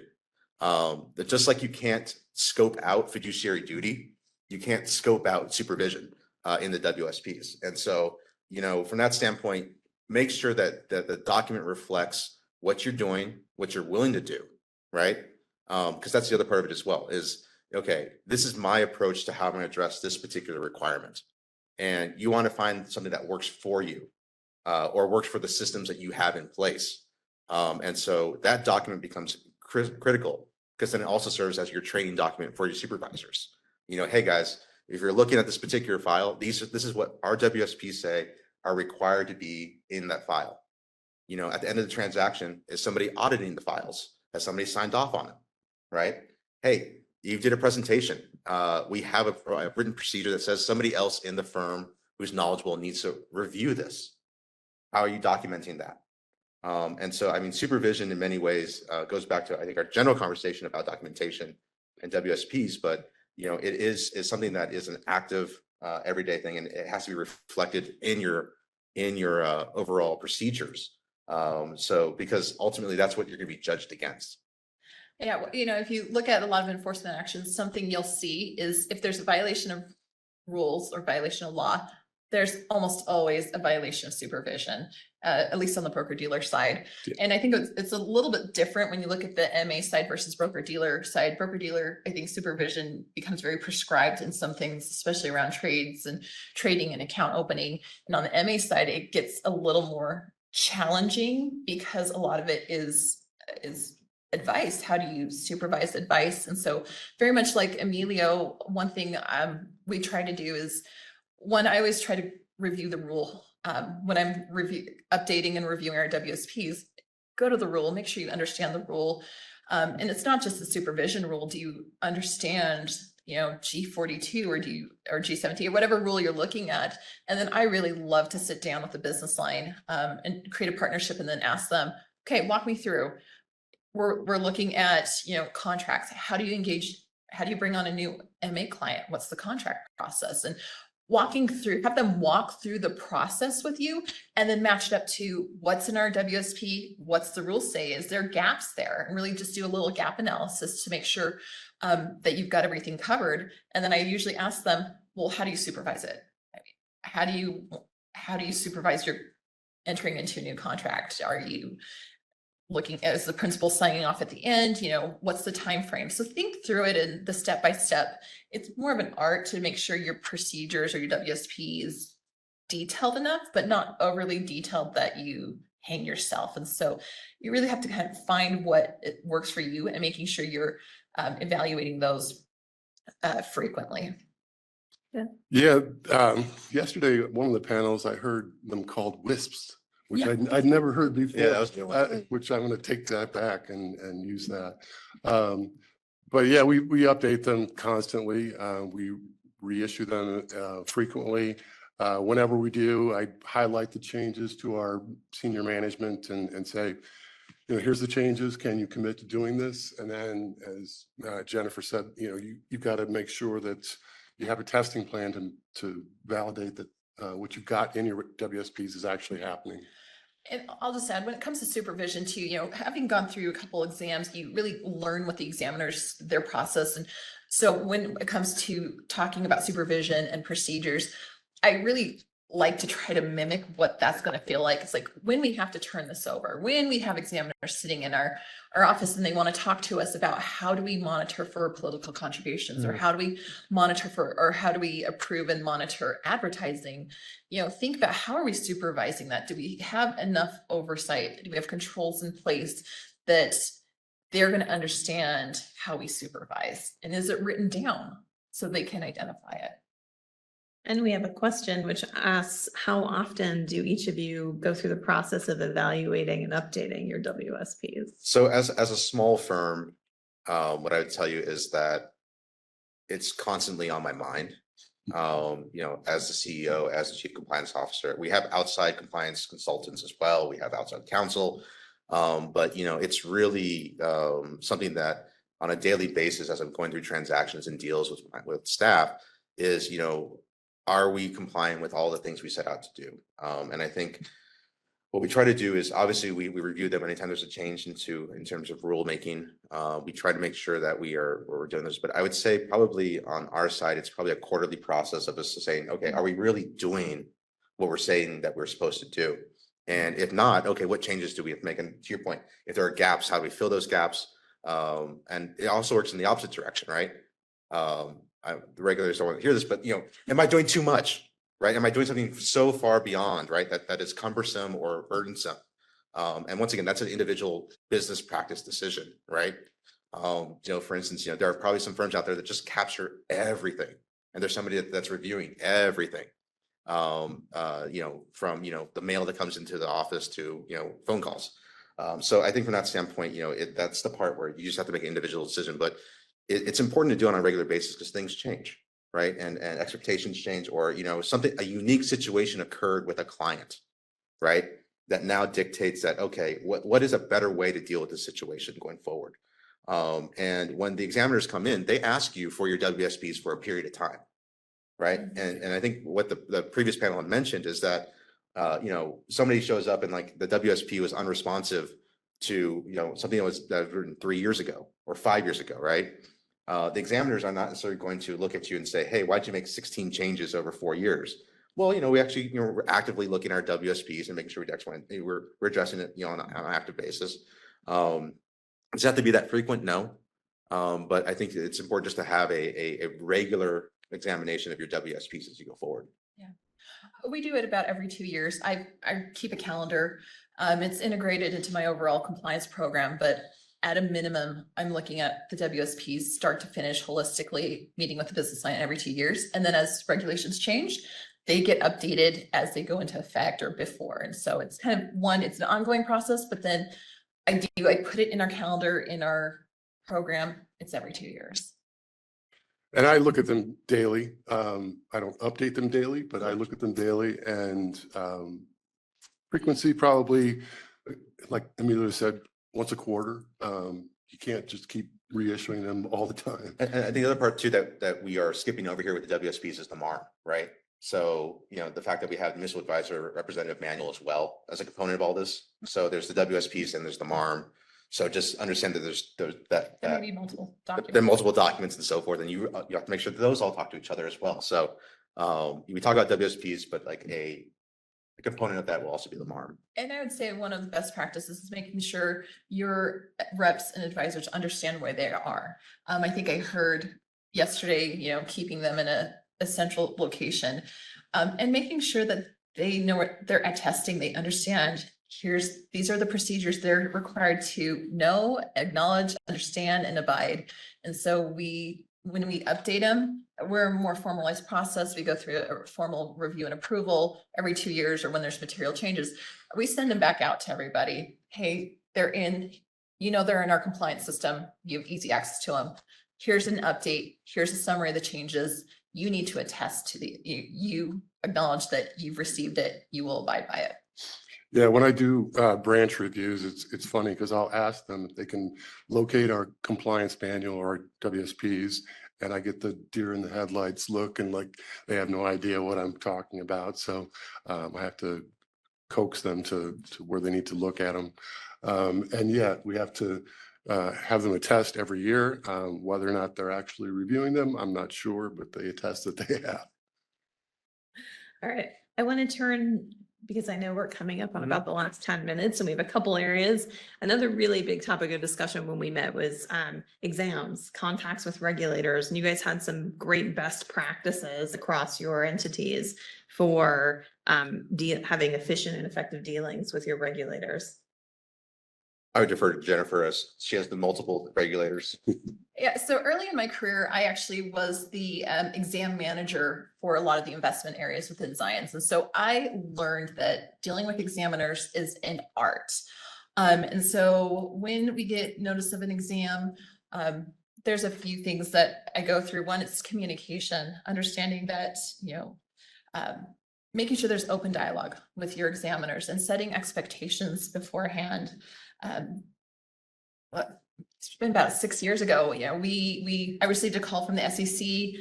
They were letting me know that they were coming and having an exam. Well, I was 7 months pregnant at the time too. And so, I just laid it all out there. Great. We're excited you're coming. However, no, we've got somewhat of a little time limit here, or time challenge. And so they were great on trying to get as much done as they could before I went on maternity leave. They still had some follow-up items that, our office had to deal with, but then they were able to really, kind of finish up when I came back a couple months later. And so I just be straightforward and honest around challenges, restrictions, time. They may be flexible, they may not, but at least be open and honest with them.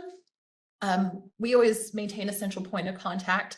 We try to limit who has access to the examiners. Not that it's a bad thing, but people can tend to ramble if they're feeling nervous. And so just make sure that you establish a central point of contact for the examiners where they know they can go with questions or requests. And then that people in the firm know, okay, if I need to communicate or share something with examiners, this is the person I go to. I would just add real quickly that, one of our exams happened during a government shutdown. And so we started the exam and then, everything went blank for a few weeks.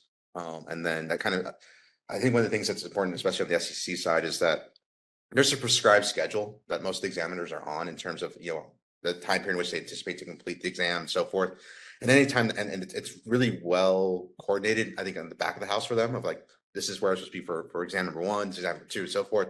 And so when that schedule gets knocked off, there's sometimes some issues in terms of communication and so forth. And I think it's important to understand that, try to figure out what those challenge communications are. And I know we'll go into wish list at some point, but in those types of situations, as those government shutdowns become more frequent, if there's like some type of communication back out to folks that are under exams, this is what to expect during this period of time. I found it to be helpful, or would be helpful, because I think our examiner disappeared for 4.5 months.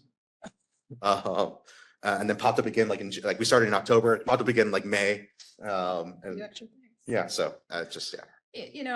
I'll add really quick, when it comes to dealing with examiners, they're on site, just make sure that one, if you're putting business lines in front of people or you're the person with them, it's always good to have a buddy, to not be there talking to them alone. Not that, you don't trust yourself, but it's always good to have a buddy to help you if you need anything. So when it comes to examiners, I'm always there with our business line. I also prep them in advance and tell them, make sure you answer the question, just the question, don't try to be helpful, because sometimes I've seen in the past people try to be helpful and they just keep going and going and going, and they go off on tangents, and then it may skew things, or derail, and they may inadvertently say things they didn't mean to. And so it's just be very careful about what you're saying, and that you're being clear and concise. We, within our FINRA broker dealer, had an exam last year where we were covering a very specific topic. I could tell it was part of a sweep. But when examiners come in, they may not have any context to how you operate your firm, how you do things. They may understand kind of generally things within the industry, but you really need to be clear and direct about how processes work start to finish. A lot of questions, you'll get a question, you may just try to jump in and start in the middle and go, well, I'm going to answer it from this point forward. But if you don't provide background and context, they may not understand it. And so that's one thing we try to do, is making sure you're providing context to things too, but be careful. And then when you're providing documentation, look at everything you provide them. I am a firm believer, open every document, check it all. If you're the point of contact, to make sure you understand what you're providing them. Sometimes I try to look through it to see, do I see any issues with what we're providing? So maybe I can just get ahead of the questions that come next, or try to get ahead of questions. Yeah, and I would agree. I always, am partnering with the business people when they're meeting with our examiners, because they get overly technical, or they say things that, so I'm there to translate and say, what he really meant to say was, blah, blah, blah. The right words to call it. Yeah, so it sounds like open dialogue. Feel free to ask questions as well about scope, timing, Clarification. status. And it also sounds like what I'm hearing is, I know one thing that many examiners, including FINRA's examiners, do is they have a business activity call to kick off an exam, which gives you that opportunity to have a dialogue and educate that particular exam team about the way that your firm or business operates. Sounds like those are all very useful. Yeah. So, any other lessons or takeaways for our audience about? So, well, go ahead. so I think there's a very important point that there was a group that got together with NEMA, I think a few months ago. And one of the points examiners made, which I think is very important for everybody here, is that you're not going to get an A+, right? Like, you're not going to walk in, zero deficiency, no further action. Like, you're the best firm in the world. You're not going to get that letter. It's not going to happen. Yeah. And I know we're all geared a certain way, and we want that validation that all of this work means something. But that's not their job. And so just be prepared for that, and knowing that helped me reframe the examination, right? It helped me reframe the idea that, oh my goodness, they dinged me for this, and sometimes you take it personally as someone who oversees compliance and so forth and so forth. But, just understand that is unlikely to occur. You're never going to get a letter from the SEC or FINRA that says you're doing great. That's not going to happen. Yeah, I always expect to have findings, and I welcome it. It's a chance to have somebody from the outside look at my program and tell me, you could improve here. So I don't really perceive it as, a fault or something that I need to take advantage of. Yeah, I agree. And then also say, I've watched people ask the examiners, well, ask for their opinion on a rule. They're not going to give it to you. Yeah. I always kind of chuckle and laugh, but they're examining to, a set of standards, to some steps. And so just listen to what they have to say and accept it, because it's an opportunity to improve what you have. Yeah. I always welcome and ask, is there anything we could do better? And sometimes they're willing to say that too.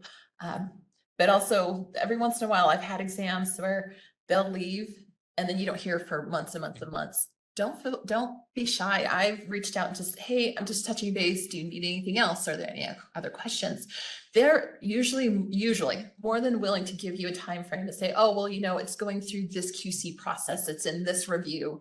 We should be touching base with you in about a month. And you should typically hear something. I think I've only had one exam where we had radio silence, and 5 years later, I'm just like, I'm going to call it good. All right, we have one more question in our queue, and then I'm going to turn it over to our wish list, which is, how involved at your respective firms are your department heads or senior managers in the day-to-day supervision tasks? So in my particular case, I am that person in multiple roles. So I think from that standpoint, I'm seeing deal flows, I'm seeing communications, I'm seeing those. So I think from my standpoint, it's easier to have that more active daily touch point. I think that's true for a lot of smaller MA firms.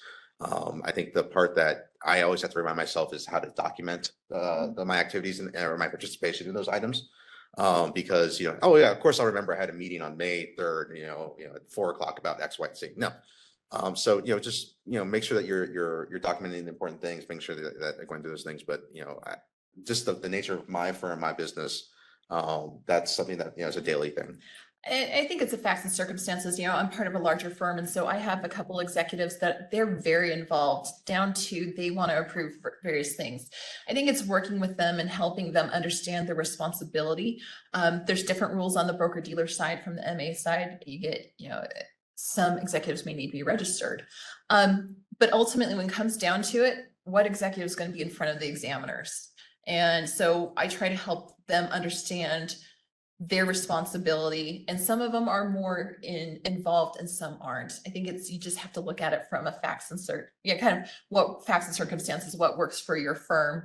And then just make sure that at least if they're not involved in the day-to-day activity, they have an awareness of the requirements, they have an awareness of the rules and the activity, because they ultimately still are responsible for those things. And I consistently advise them that compliance is not supervision. You are the person supervising your reps, so you need to make sure you know what they're doing, and like you said, document anything that you find. Excellent. Well, before we go, I'll beg everyone's indulgence for another 1 to 2 minutes, because I know we have a really diverse audience of participants in the room and online in terms of business and compliance. We have law firms, we have regulators. I was really intrigued.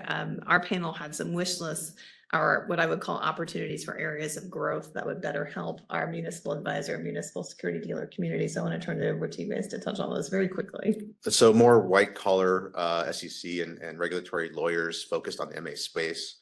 I think that would be very helpful. I think that's something that, we thought that it would be a natural transition using the municipal securities lawyers.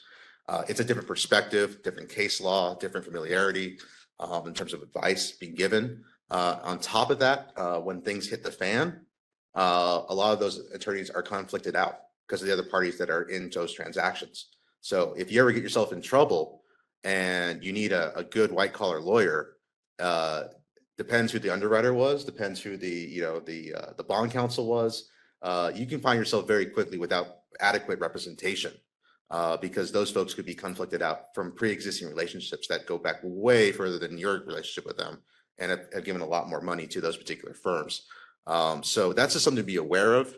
It hasn't come up too often, but I know that there are firms out there that have run into that situation where there have been legal proceedings and they thought they had a great white collar counsel, and ultimately they were conflicted out. And so I think just looking at law firms and so forth, this is going to be an emerging space. And I think that if we could have additional counsel available for those types of things, that would be helpful. One that I hear from my firm a lot is there was some regulatory relief provided, a few years ago, especially if you think about can MAs place debt, and the definition of, is that considered underwriter or is it not? And they had regulatory relief and that has since sunset, but nothing else has been there. So it's kind of a gray area. There's a lot of areas that are a little bit gray that I think, at least I know my municipal advisor would love additional guidance on, regulatory guidance, formalized, that they can lean on and understand, what role they're acting in. So I think my wish list item would be understanding AI, because I have no idea what it is. And I fear that it's going to replace my job. So All right. Well, on that note, I want to thank you all again. I want to thank you all for indulging us with a couple of extra minutes. We're going to wrap up this panel, and we'll ask everybody to be back with a slightly abbreviated break back at 10:50 for our final panel on hot topics. Thank you. Yep.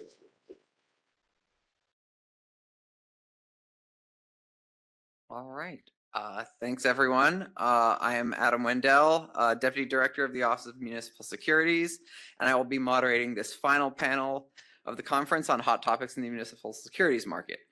Before we get started, I want to, one more time, on behalf of Dave and myself, give the disclaimer that the views we express today are made in our official capacities as SEC staff, but do not necessarily reflect the views of the commission, any commissioners, or other members of the staff.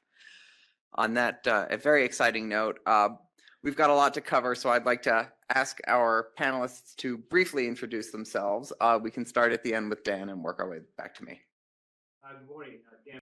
Hi, I'm Ernie Lanza, Chief Regulatory Officer of the Municipal Securities Rulemaking Board. I will take 1 second to say, Adam, is not often that an SEC official invites me to slap you side of head. You did that yesterday. Yes, I did. Luckily for you, I can't reach you from here, so I will not do that. Yeah, this time. Well, you'll catch me in the elevator later or something like that. And I'm Dave Sanchez, the Director of the Office of Municipal Securities at the SEC. All right. So I want to start this last panel off on the note that we've now had a day and a half of panels on compliance. And as a regulator, I just want to make sure to note to everyone that we're aware that the vast majority of firms and individuals, and in particular anyone attending a compliance conference, want to be compliant with the various rules and regulations. And we really hope that these panels so far, and including this one, have provided some assistance to you in those efforts.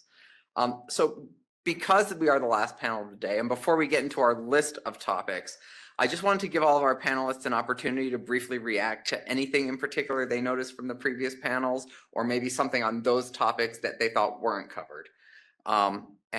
We can, again, just go straight down the line from Dan to me. Thanks, Adam. I certainly noticed a few themes from the previous panels. First, the clear requirement for firms to maintain appropriate WSPs and the need to document compliance with those procedures. Another is the focus on the disclosure of your role in a transaction and the independent analysis that's required in order to satisfy the requirements for that role. And finally, I think there's a view among market participants that additional guidance from regulators on specific issues certainly can help avoid certain issues that may come to light in an exam or an inquiry for which there may not have been previous clear guidance. That being said, Dave, I want you to know we did hear you yesterday when you said that it's incumbent upon market participants to listen when regulators do get the opportunity to speak at events like this. Great. From my perspective, I think one thing that really stood out is municipal advisors seeking a clear path to be in compliance. I think we spent a lot of time guessing or even listening and also trying to anticipate what's next. One thing our office has done recently is we are taking a lot of things that we're hearing when we're listening and trying to plug that into some AI models to say what's next. So I'm not sure what that's going to produce, but that's what one of the things we're trying to do to try to figure out where things are trending. Yeah, I'll just add, and kind of echoing Dan's statement, being head of one of the examination groups within FINRA, a common theme throughout all the panels, regardless of the topic, was really in the importance of reasonable written supervisory procedures and processes. Obviously, it's a topic that spans any area we may be reviewing within your particular firm. And to make sure that those WSPs are really tailored to the size and scope of the business activities of your firm. Yeah, and I hate to go on the same theme of written supervisory procedures, but I'll take the different angle, which is, clearly they're very important. I think it's when you're producing them, updating them, thinking about how they use, it is important to kind of step out of your current mindset. And that's one panelist mentioned, look at it from the perspective of the examiners and how they're going to understand what you're doing. And as I said earlier today, is for yourself, do the lottery test. If the people who know how to do stuff day in, day out leave, what are you leaving behind for your own people to be able to comply with the rules? And I think that gives you a fresher look at what those materials really should do to be able to be helpful to you and helpful during the examination process. And so I think I would just say, I think one thing that was interesting was brought up, what are our expectations, both our expectations of regulated entities, but also regulated entities' expectations of us. I think a point Emilio made in the last session was about, you're not going to get an A+ But at the same time, it's also important to realize, that regulators are also not like omnipotent, right? So, and especially building on a point that Ernie made yesterday, especially immunities, like a dialogue between regulators and regulated entities is really important because we all know munis have a lot of twists and turns. There's just a lot more variety. This is something that even with others within the commission, we constantly have to reemphasize. And so you should not be surprised or, disappointed that you sometimes have to tell a regulator about the way your firm works, about the way your business works, about the way things work in your state. And it's very important to have that dialogue. And then also, the other thing I love about these kind of events is to get the input from regulated entities, just on things, for example, about very practical compliance considerations. Because we've talked a lot about what is reasonable and what's not reasonable. But again, just going to the last session and thinking about, this is how much it costs for us to change a data vendor, or this is how much it costs for us to do this. Hearing those kind of concerns and real life issues will affect the way we think about practicality, about reasonableness. And so sometimes the conversation, particularly from like larger trade groups, only happens with respect to like big picture policy issues, but having a real understanding of the day-to-day struggles. And again, saying we couldn't have thought of this when we were writing a rule, especially if you're just finding out, trying to comply with the rule. So understanding those really does affect how we view reasonableness, I think, in a positive way for regulated entities. So it's always important to bring up those issues and make sure that we're hearing them. Good, thank you. So now let's turn to the topic of new issue pricing and method of sale. And we did hear a little bit about this. This came up in various contexts in some of the other panels. But we know, given recent comments from regulators, both here and previously, and also recent MSRB study, this has been on the minds of firms and regulators alike. So I'd like to start with our practitioners, Dan and Adam, and any of the regulators that want to chime in and react, feel free. But how do your firms engage with your clients on new issue pricing and method of sale issues, particularly in the MA context with method of sale, and then also retail order and pricing periods? Adam, feel free. Great. Well, I'll start with that. Our firm has taken, we feel that pricing of bonds and dealing with different environmental issues, that's really what we do. We've been doing it for 55 years. I think what is become more of a focus of ours now is how to document it for compliance purposes. Some of the things that are a little bit challenging is our clients oftentimes have preferences and their own thoughts on how they want to do things. For example, method of sale and who they want to work with as underwriter. And in several occasions now, we've had some awkward conversations where I say, I need to ask you a question like, do you need the issue? I need to ask you a question like, are you aware that there's been some other types of sales out there that have performed very well, and we need to take those into consideration? And in several occasions, I've been told, we've had this conversation before, we need to move forward. But now we have made an effort into documenting those types of things. We've even gotten to the point now where we do a pre and post pricing memo. And I've had people comment on how detailed these memos are. And we've even worked in secondary trades after that. When Mr. Sanchez was talking in October of 2023, there was a question about how long do you monitor secondary trades? The answer was something like, well, you don't have to monitor them for 5 years. So we've done some interpretation on that, and we've hopefully are close. We decided 30 to 60 days is our window. And so we go in and we monitor secondary trades, and when we think it warrants it, we call the underwriter desk and go through what happened. Underwriters are so cautious of this at this point now, when they know that they have to sell a bond and it might get traded, they're calling us in advance to talk about that. So we think we've made a lot of progress on making sure that they're aware that we're monitoring those things. But we think our job is to get the lowest cost of borrowing. So if that is the best buyer for those bonds, even if they might trade it, we're going to encourage them to do that. But we're likely going to put that in the pre-pricing memo. So for us, managing through those things is much the same. What we've tried to do now is create some documentation that we've gone through this. Whereas before you might just say, have you considered this? Now we'd likely put in the file, we raised with the issuer on this date some sales and secondary trades, also other types of sales, and also confirm that they do need to issue at this point in time, and here's some of the reasons. Dan, go ahead. Thanks. Certainly, method of sale is a threshold issue, as Adams described, and it's something that needs to be addressed by the issuer with its advisors. And issuers often choose a negotiated sale for a variety of different reasons. And the reality is there's more to structuring a bond transaction than just the pricing alone. And while there are perceived advantages to competitive sales, some of the structures and certain market factors create conditions in which a negotiated sale may actually be the preferred method. And so taking into account some of those factors regarding the issuer themselves, what may be taking place in the market during that time period, whether it's a new issuer, whether it's a large issuer, there's some unique factors around the issue. All of those are considerations that go into the decision by the issuer and its advisors as to the method of sale. You touched on some of the MA rules and roles with respect to that procedure.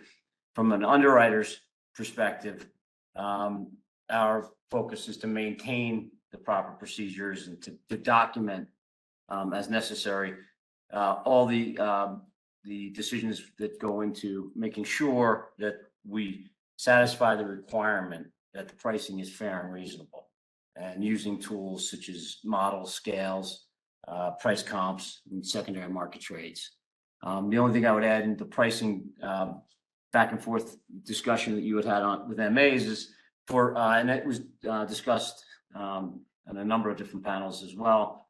As a dual registrant, an MA with a BD underwriter who is also a MA registrant, the MA can certainly benefit from seeking advice from that broker dealer registrant in order to provide direct advice to the client with respect to pricing during the pricing process.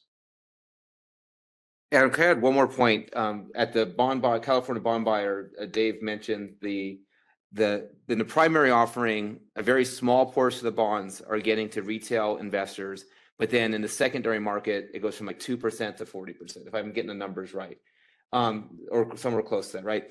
And so we've tried to think a lot about, well, how do we get that retail order period more open or to more investors to that primary piece? And one of the things that I think we're finding challenging is with the larger deals, it's very typical to do that. But then on the smaller deals, when you're doing a $2 million deal, where it's not as you're not going to get as much order, so you're not even going to have issuers even know who that issuer is. And so one of the things we've thought about is how do you identify the people that are actually have those retail base to sell those bonds to. And oftentimes those aren't the firms that are investing and out there talking with the clients directly and making those relationships. And so there's this disconnect there. And I'm struggling with how a municipal advisor helps to solve that. If any of our regulators want to react to that, I guess, Dave, you were the one who was addressed most directly, but. Well, I'll just say one thing, and Yeah. there's some discussion around kind of the MSRB studies, which I think are important ones and are very useful for the marketplace. Kind of, they are looking at various slices of how bond issues come to the market and how they're traded into the marketplace. And I do recommend that people do read them. The one thing to keep in mind is that, these are aggregate data, and it's not, it doesn't answer the question of whether one approach is better than the other in a particular transaction. And I think there's lots to look into it as far as that's concerned. I think the real value here on a day-to-day basis is it does elevate the idea that the decision can be consequential because the numbers can be pretty different from each other. And so it's something that it merits thinking about when you are working with your client to decide whether competitive versus negotiated, or have a process to better get the bonds, quicker or more or less quickly to retail. All those things are factors that have an impact in the marketplace. And so they are things you really should be thinking about if it's within your scope of working at an MA, for example, or how an underwriter deals with a transaction. they matter, but the specifics of each transaction matters too. And so what, for example, you might see that on average, competitive sales might do a better job for the issuer's perspective. It may not for your particular transaction because it's greater structuring requirements or whatever the factors are. But like I said, because the numbers show such a difference in many cases, it helps make the point that that's an important decision and should be a priority thing to think about. I think that's 100% correct. I mean, and so I think it's important as we continue to have this conversation that, it is clear that we're not saying like, this is always the right answer. As Ernie said, looking at aggregate data, it's just going to raise a question. It's going to raise something that you should be thinking about, but absolutely, when you get down to the individual deal level, there's going to be a lot of variety. And so I think everyone, from exams to enforcement to policymakers, understand that, an individual deal is going to have individual facts and circumstances, so things are going to be different. But you definitely should be prepared to answer the question with the types of remarks that Adam made and say, look, when we get to a small deal, these are the challenges that we see. And then I think people understand that that's reasonable. But if you've never even thought about it or figured out why this is happening, that looks less reasonable. All right, John, did you have anything? Yeah, just from an examination standpoint, and some of this was covered yesterday. It is an area that we do continue to monitor firms, supervision in this particular area. And we have seen firms that have robust processes in place. However, they have just not committed these processes in writing, which would include who's responsible for the review steps, the frequency in which these reviews are conducted, as well as, how they're going to be documented. I mean, documenting these decisions obviously is a big thing we just mentioned just before, the importance of documenting the decisions. It's tough to recreate when, say, our exam team comes in a year later, we're looking at deals that may have priced 6 months, 18 months earlier to recreate exactly what the decision was, what the rationale was. So committing these things to writing and documenting those decisions along the way. All right. Thank you, everyone. Just a couple follow-ups, primarily for our practitioners at the end. We did just talk a little bit about secondary breaks and, secondary trading and how that, how that impacts the work that you do. And I'm just wondering if there's any additional public data that you think that could be put out that might be helpful for fulfilling responsibilities in connection with those secondary trades. Well, right now you see intertrade, you don't really get the specifics of kind of who bought and sold on MSRB or Bloomberg. To the extent that you could have more of that information, I think it would be very helpful when we talk about how do you get to retail, right? How do you get to that point? If you understood who was that party that bought it and then resold it so quickly like that, then a municipal advisor could, I think, make an effort to try to help that process. Like, for example, would it matter to you more to see that the underwriter or some member of the syndicate was one of the people selling the bonds immediately after? Yes, that would be helpful. Dan, I don't know if you have anything. No, I mean, clearly that secondary data helps to shape the overall pricing process, and it's an important factor in terms of the strategies that are used during the pricing process. But it's just one of the many factors during the. And then one additional follow-up from me, which is, on the co-managers panel yesterday, which I was on, we talked a little bit about net capital rules, and how they may affect, the reluctance of some issuers and firms to do competitive sales versus negotiated. And again, I'm just wondering if there are any specific regulatory efforts that could be helpful in this area. Dan. Adam, I think you did a good job yesterday of kind of describing where the friction lies with the net capital rules right now in terms of, if issuers desire to include co-managers to represent minority-owned firms or veteran firms, it's more limited in that capacity in a competitive sale than a negotiated sale to the ability to determine allocations and potential offsets. Thank you. So have a couple questions that came in specifically on pricing and method of sale. So I think it might make sense to just address these quickly before we move on to our next topic. And they're both seem to be primarily for the regulators. First question, can the panel point to specific language in the MA rule and or G42 that firms should consider when analyzing and preparing their method of sale WSPs, since we started with a little bit of talk on WSPs? I don't know if any of our regulators have anything specific. Yeah, I mean, we certainly don't have any rule language that explicitly says one has to address those particular elements.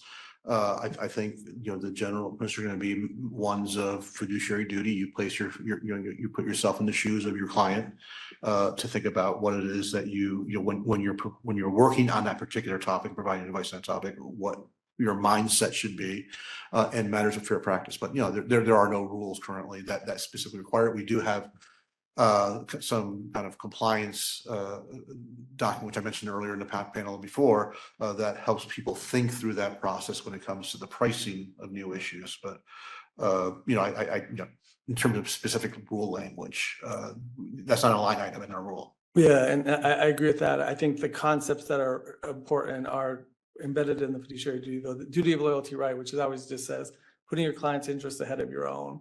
And when we look at this in aggregate capacity, I just always say, if there's a cheaper option out there, why wouldn't you take it?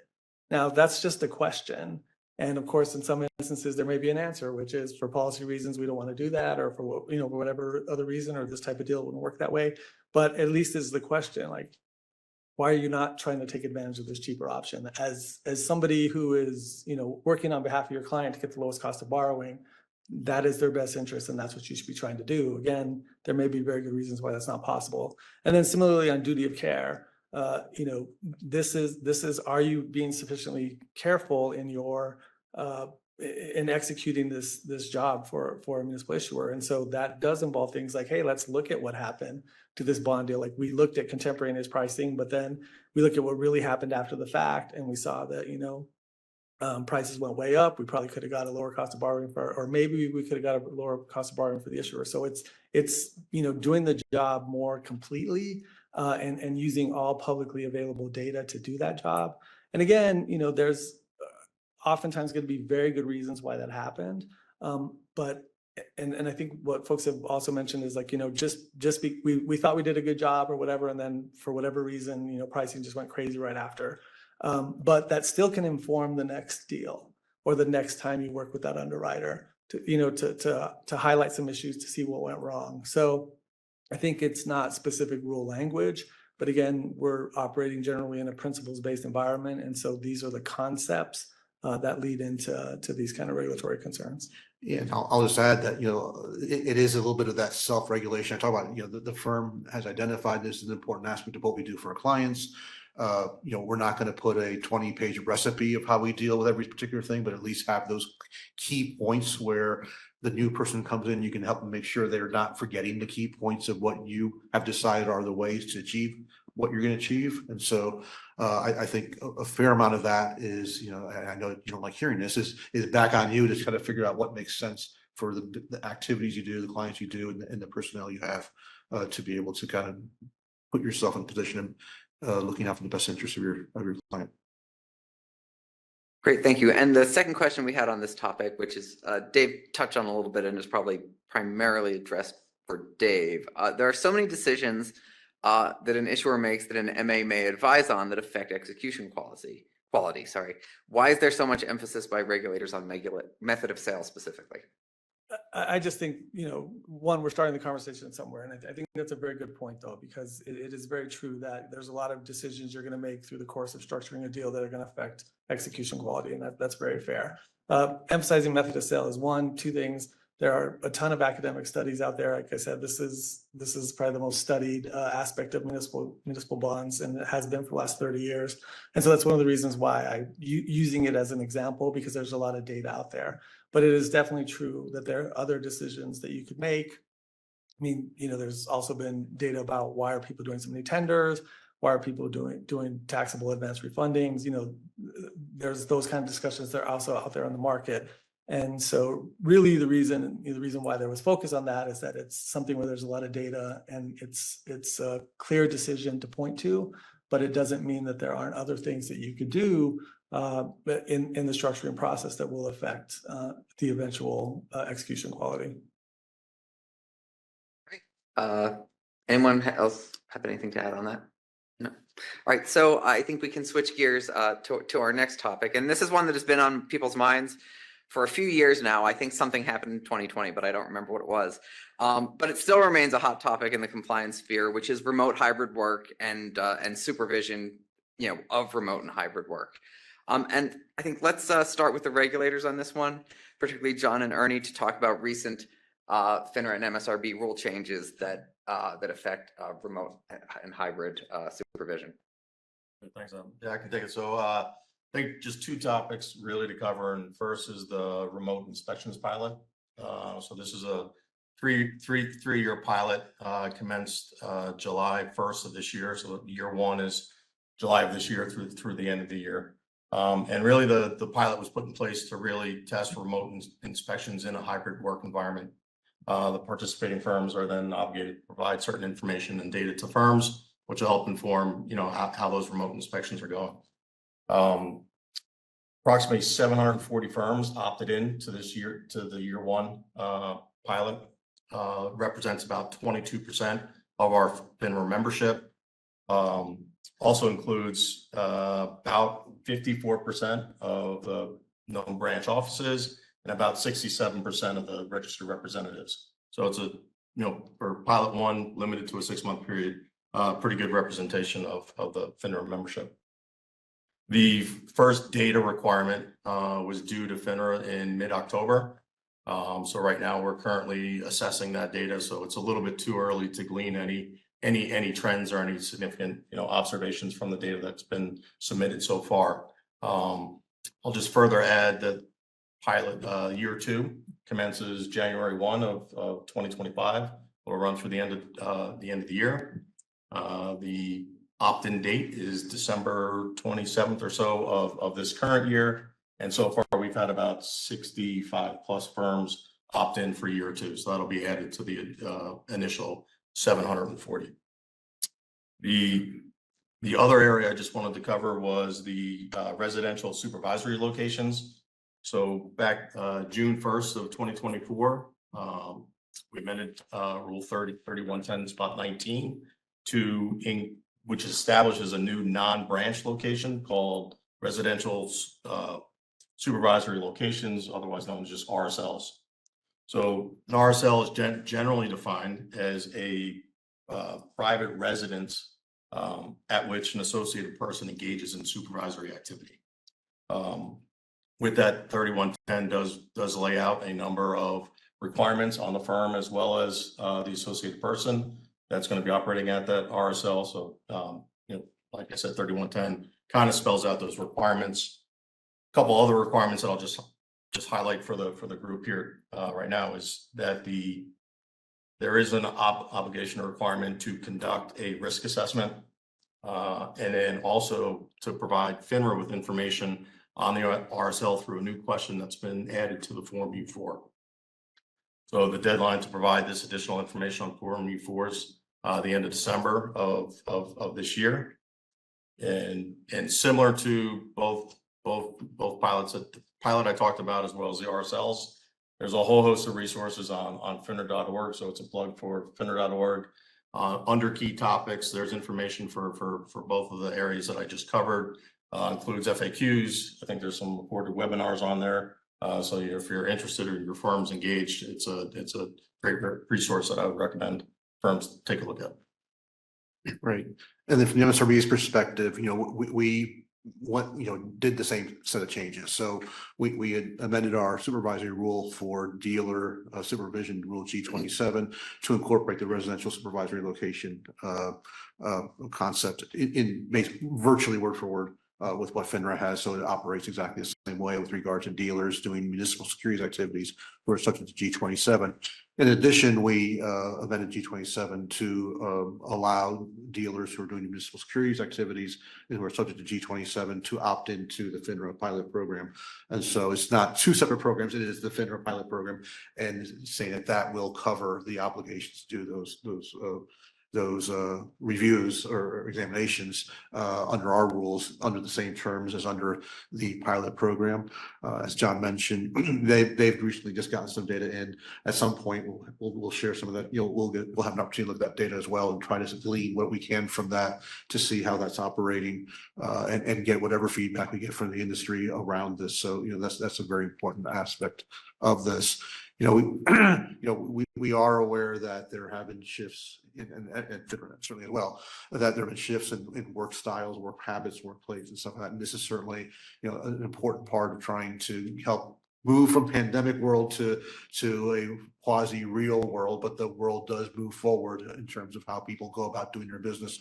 And so, we are continuing just to see, what other needs are out there, how can we better reflect the work environment, thinking through that with no kind of near-term proposals for anything different, but being mindful that the world does move on, and so regulations need to move on along with the world as well. So that'll be a internal conversation. We'll be doing various reach outs as well. I'm sure we'll be talking to FINRA and the Commission over time to get some better sense of what makes sense for the marketplace on that front. But we do know that there is some energy out there, at least on the dealer side of the world, to think about how does this all fit in to the way people engage in work these days.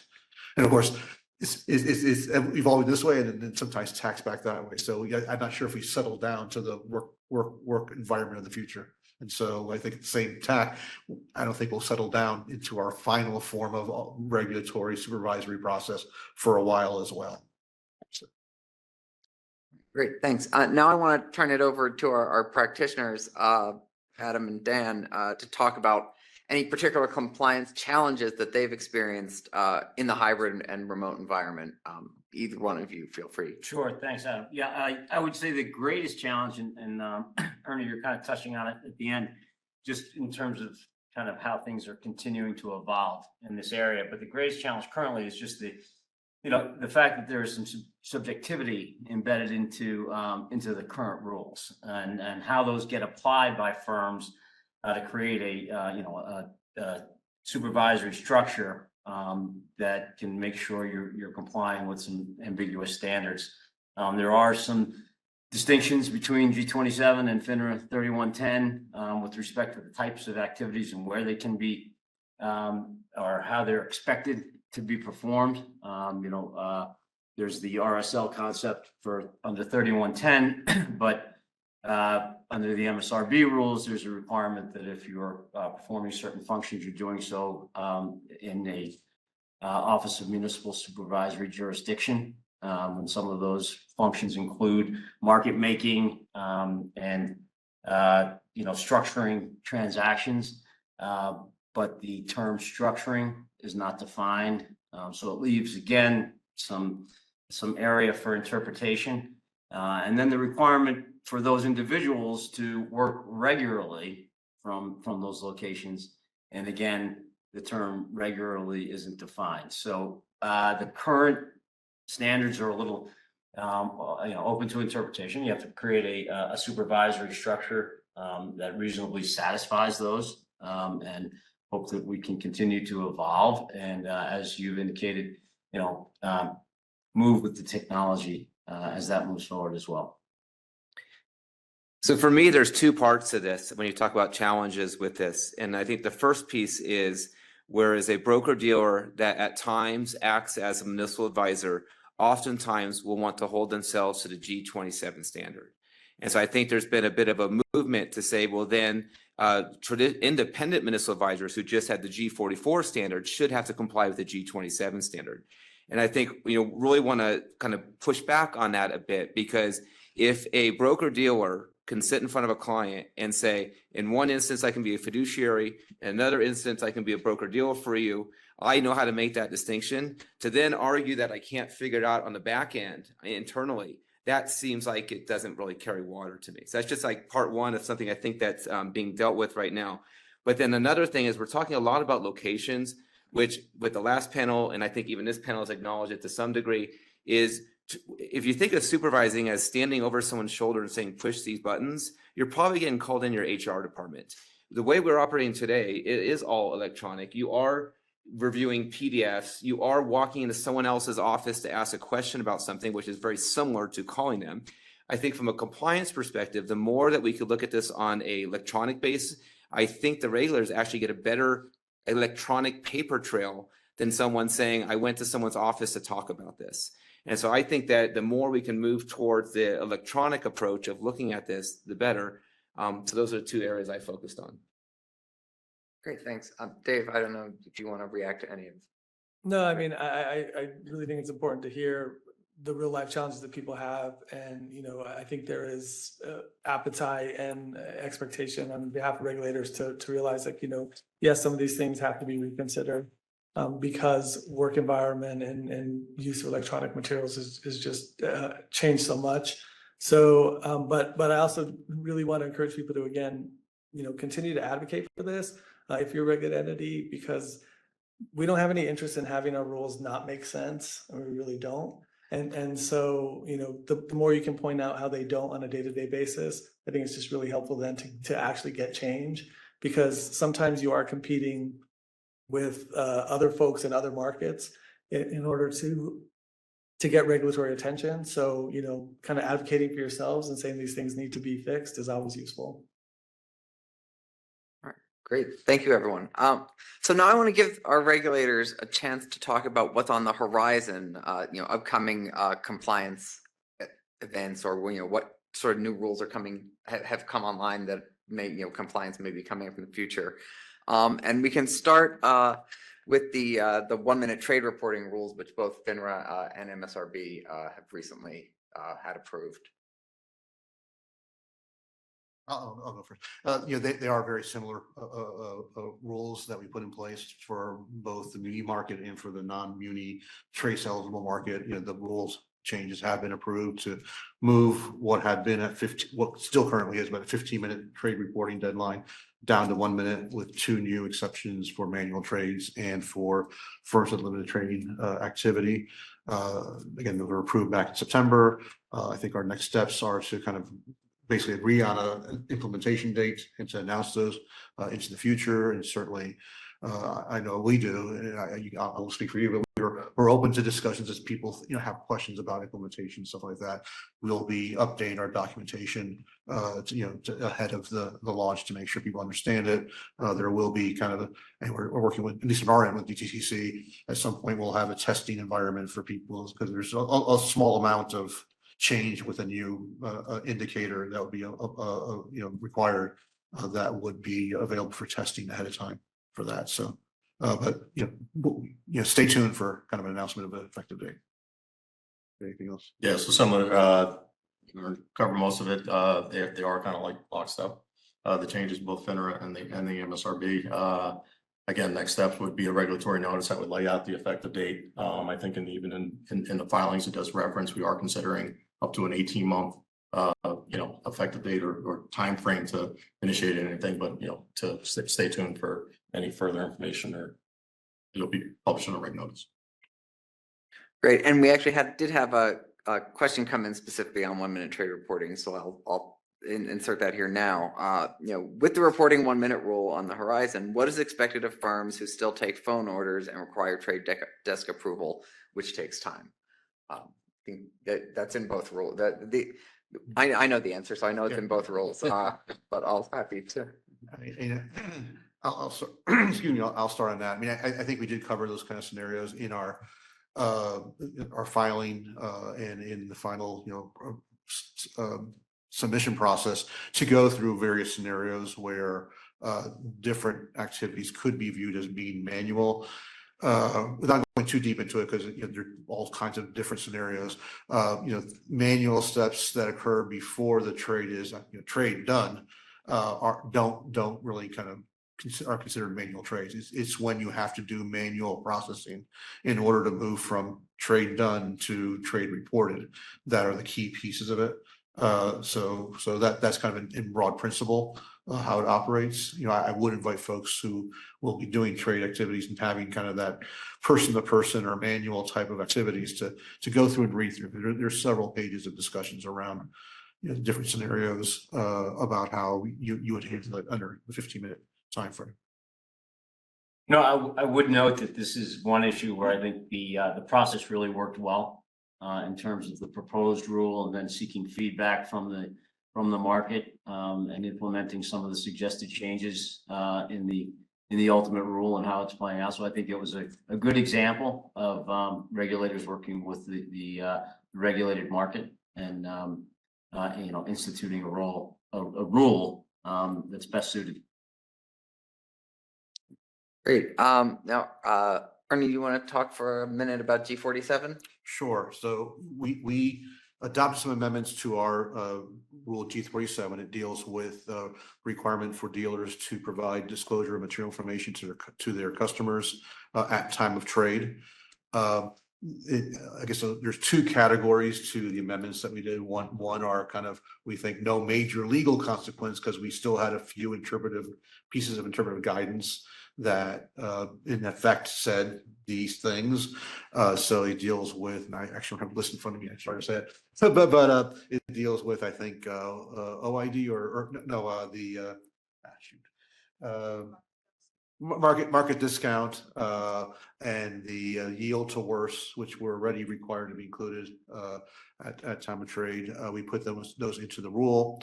Then we added three new requirements. The two principal ones dealing with the whether or not there would be official statement available to the marketplace for a particular bond being sold, as well as for whether or not the issuer and or obligated person has committed to provide continued disclosures. We do provide some guidance as to how non-underwriters can comply with it and are able to look to the information available on EMMA to determine whether or not there is a disclosure required to customers about whether the OS or the continuous disclosure undertakings disclosures will be available. And again, on this one, again, I will kind of urge folks to kind of read the approval notice that we have, because it does go into quite a bit of detail. And so most of the questions we've gotten over time, we were able to say, well, you know, we described it here. And so I think we've done a pretty good job of describing how to get that into place. We have an effective date, I believe it's March of next year. March 9th, what? 29th. Okay. And so we've been working with, you know, we've been answering questions. We're also working with some of the vendors who help that dealers use to comply with G47 to, you know, help them out in terms of understanding how best to make sure those disclosures are in place. So, you know, we're happy to, you know, take any questions you have over time to work through those scenarios. But, you know, we think it's important to make sure this information is available to customers. And G47 is a key rule in our rule book to ensure that particularly retail investors are protected. Okay, thanks. I know Reg BI compliance came up on some of the previous panels, but John, do you want to talk for a few minutes about upcoming, what people can expect in upcoming Reg BI exams? Yeah, so I think it was covered pretty much in depth yesterday. I mean, I will just add, it will be a continued focus for 2025 in our examination program. A lot of the same areas. Just a couple things just to point out, you know, just obtaining and analyzing enough customer information to have a reasonable basis for your recommendation. Obviously, that's an area that we'll focus on. Whether or not, you know, we're considering reasonable alternative investments is another key area. And the third that I'll just throw out there is, you know, basically generally applying a heightened scrutiny when you are considering more risky, complex type products in the recommendations that you're making to your customers. And then part and parcel with basically every topic you've heard today is a focus on obviously your WSPs and processes that you have regarding these recommendations and Reg BI in general. Great, thanks. And now, Dave, if you would like to give everyone an update on a topic that's been keeping our office very busy and will continue to do so, the Financial Data Transparency Act. Sure, and so we have, in the multi-agency rulemaking, we are in the first phase. There was a proposal put out in August, and I know a lot of many folks have commented on it. But for purposes of this conference, I really want to talk about the fact that, a lot of attention has been put on issuer information. But again, FDTA covers information submitted to the MSRB, and a big chunk of the information submitted to the MSRB comes from broker dealers. A smaller chunk comes from municipal advisors. And certainly in the context of some of the things we've talked about at this conference of, real life compliance concerns and practicalities, when you start thinking about how rules may need to change on the MSRB side, for the things that broker dealers send to the MSRB, for things that municipal advisors send to the MSRB, I think it's just going to be really incumbent for folks in the audience to be really thoughtful about how that might affect them on a day-to-day basis and start to comment appropriately. The phase 2 rulemaking, which our office will do for the municipal securities portion, will start after the final multi-agency rulemaking is done. And then, obviously we expect that there'll be a third phase, which is MSRB rulemaking. But this is one where I just, again, encourage folks to be actively engaged, because it's going to be something that will start to affect your day-to-day operations. And so it's going to be important to hear how that's really going to affect you. Great. Thanks, everyone. Aaron, did you? Yeah, no, certainly, as Dave mentioned, once that second round of rulemaking occurs, the MSRB will certainly need to be active to see both in terms of whether rule changes need to be made or whether any kind of systems processes need to change. Certainly the interactions that regulated entities have with us is through the filings to the MSRB, whether it's through trade data or through G32 in terms of official statements or various other things. One, we'll have to see the final rule to see what's in scope and what's not in scope. I think a lot of people, when they hear FDTA, they very quickly think of XBRL, and that's not necessarily the case, although we'll have to wait and see what it is. A lot of what we receive now is a form of structured data. For example, trade data is all structured data that comes into us. G32 submissions, part of that is structured data that's coming into us already. So, we know that we need to be ready to kind of deal with whatever the standards ultimately are. Some of them may be relatively minor changes, if any, depending again on scope and on what the standards are. Other ones may be a little more substantial, but there are things that we'll have to work very closely with the SEC and with the industry to make sure that there is a smooth transition to whatever has to be transitioned in that process. All right, great. Do any of our practitioners have anything to add on these topics? Any reactions? No, just trust that it's going to be a balanced approach between rulemaking and not posing any undue compliance burdens and, on the regulated entities. That's all. All right. Well, so the last 10 minutes or so that we have, I just want to give everyone on the panel a chance to bring up any market trends or any other issues that may be a source of compliance concerns that we haven't gotten to yet, and we can go down the line as we have been, starting with Dan. Thanks, Adam.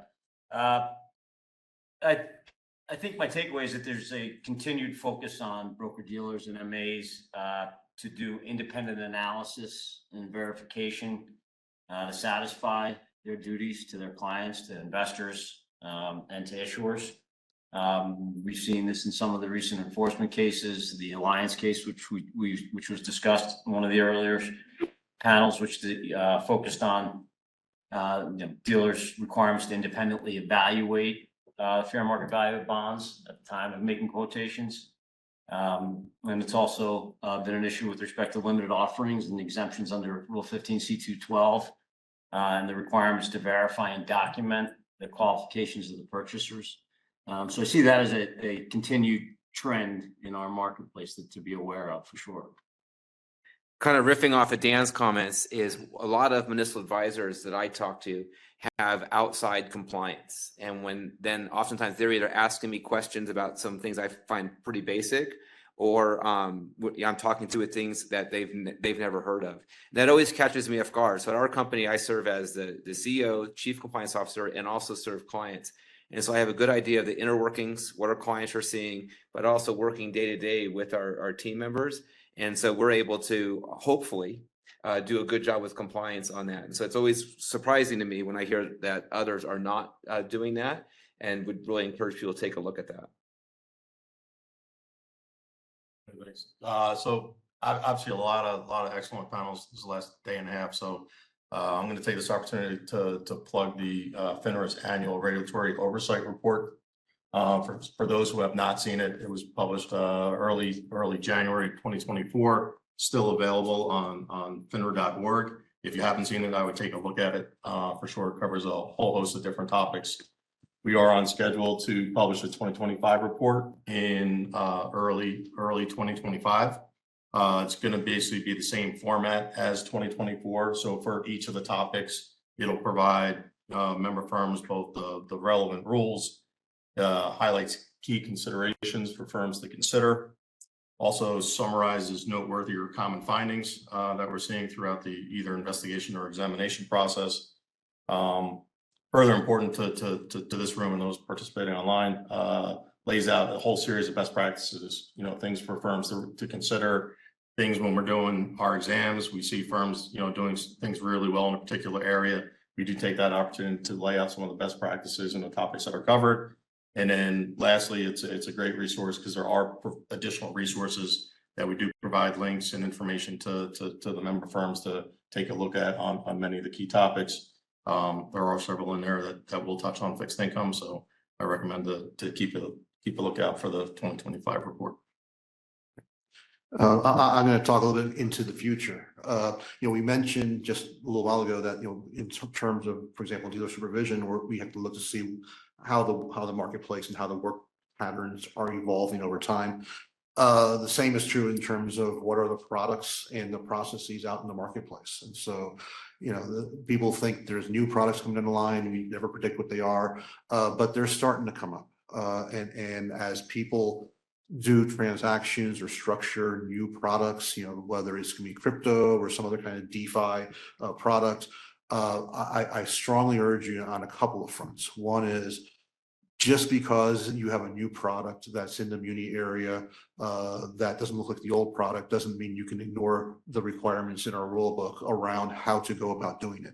There are lots of I'll call the less sexy rules that deal with kind of the infrastructure of the marketplace and how you have to make things eligible for certain things, how you have to apply for those eligibilities, how you need to get certain numbering systems, and those things are important.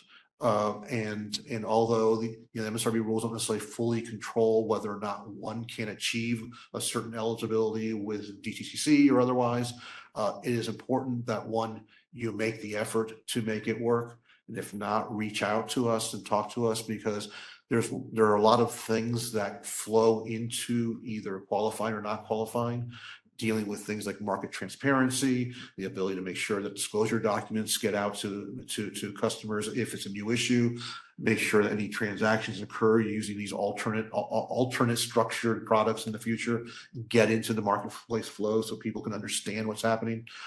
So again, it's important that as you start dealing with new products that aren't kind of, we'll call it, in the legacy structure of municipal securities, you got to pay attention, and you should be reaching out to us if you have any concerns about how do I comply with this particular requirement. If something says apply for something, go and apply. Don't assume you're not going to be eligible for it. Go make the effort and see whether or not you can be eligible for any of the various things that we have under our rules. So a lot of them are in G34, G12, those types of things. Those are really critically important, even if they're not the day-to-day things that people are seeing in the marketplace.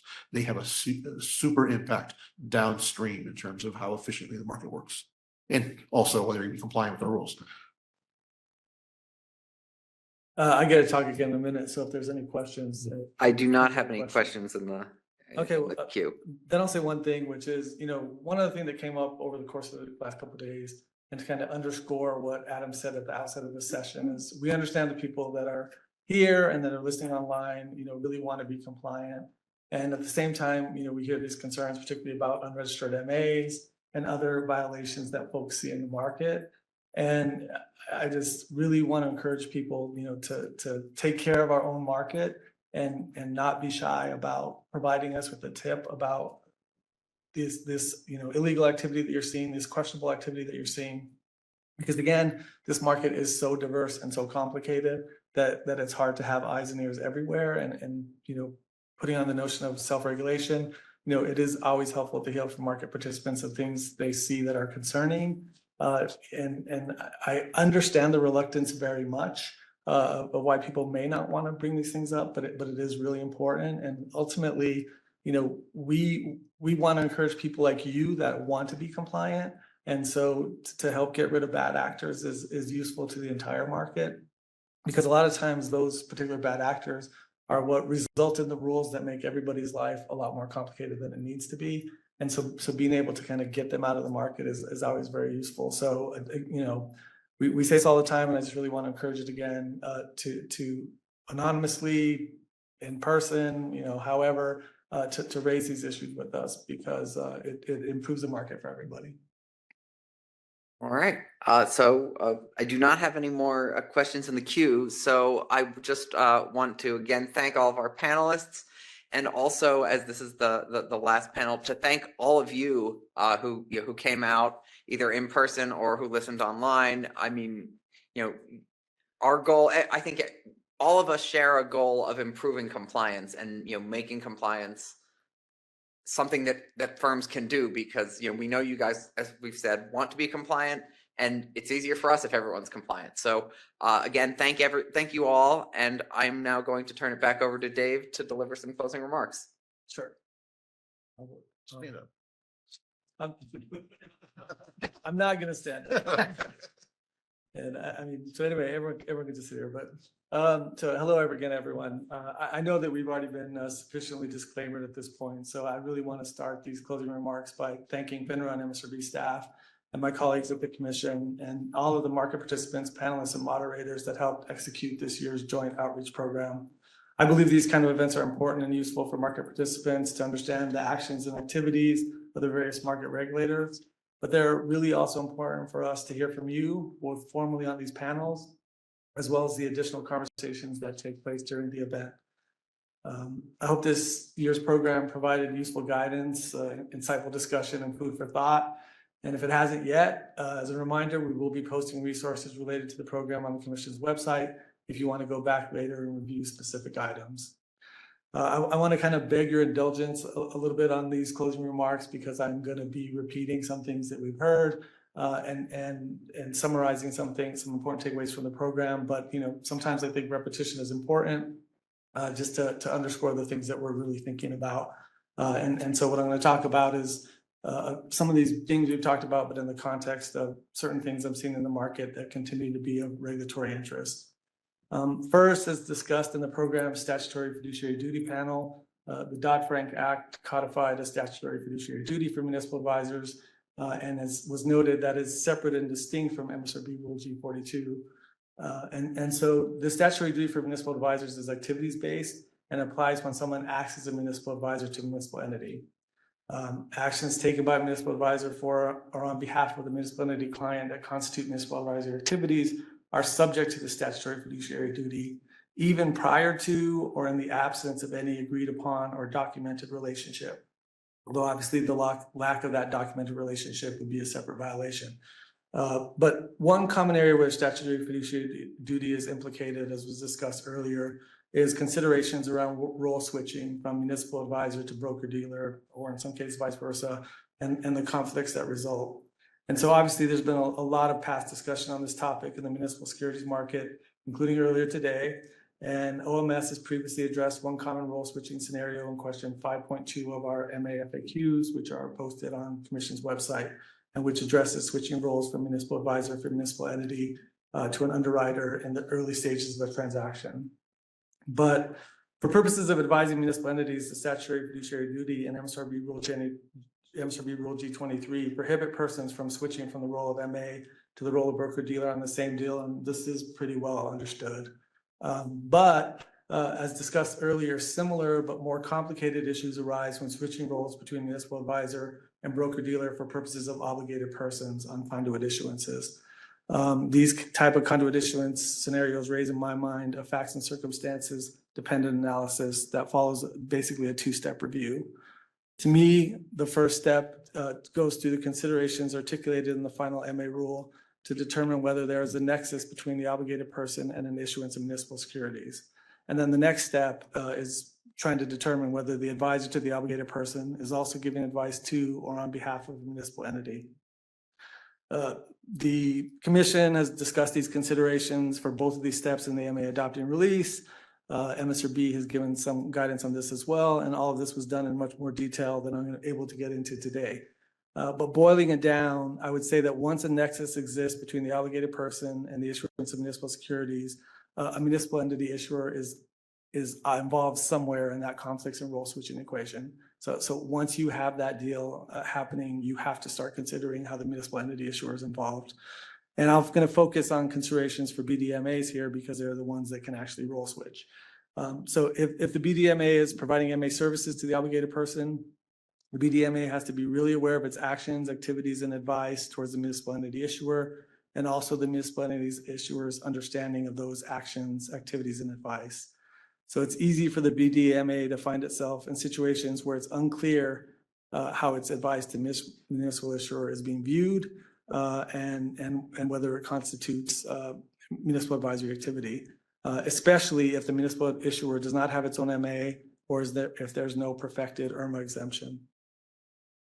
So if as noted, if the relationship between the municipal entity and the BDMA does rise to municipal advisory one, the switching of roles creates regulatory issues that have to be considered based on fiduciary duty and conflicts created when acting as a municipal advisor to municipal entity. So it's been mentioned in the past by both the SEC and the MSRB, but these situations require analysis of more than just historical statements about role switching and conduit deals that were made in the context of G23. You really have to reevaluate them as well in the context of a statutory fiduciary duty and whether you're giving advice directly or indirectly to the municipal issuer. So next, I want to focus on what some of you see as one of your main roles as municipal advisors, and that is using your knowledge and expertise to ensure your client receives informed advice throughout a municipal financing process. Here's a lot, over 50,000 individual issuers of municipal bonds, and the majority are small, infrequent, or unsophisticated issuers. But whether the issuer is large or small, generally the goal for the issuer is to drive down the amount the municipal issuer pays in interest on their debt, saving the issuer money in the form of lower interest rates over the duration of the bonds.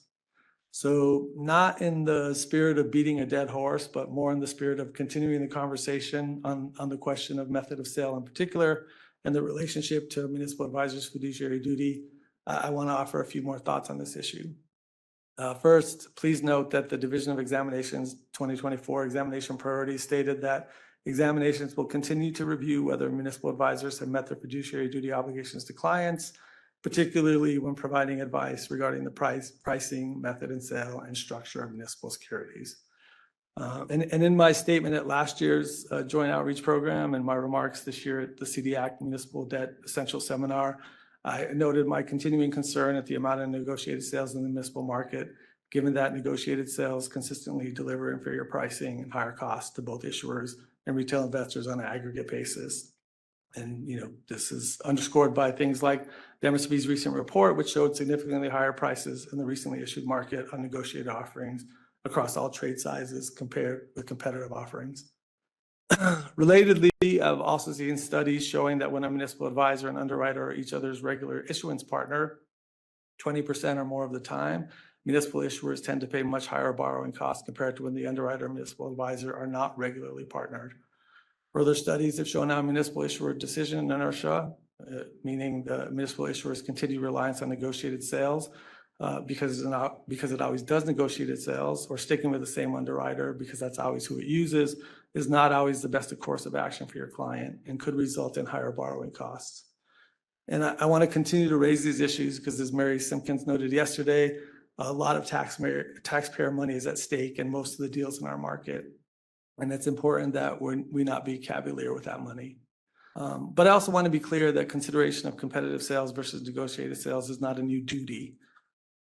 It's simply one example of how an MA may have to actively broaden its horizons on behalf of its clients and not just do the same thing over and over again in order to fulfill its existing fiduciary duty. And as for duties related to pricing a deal and post-trade obligations, fundamentally, right, you need to fulfill the duties and obligations in your engagement agreement. And that can mean that if you say you're going to do a pricing memo or closing memo, that you actually do it.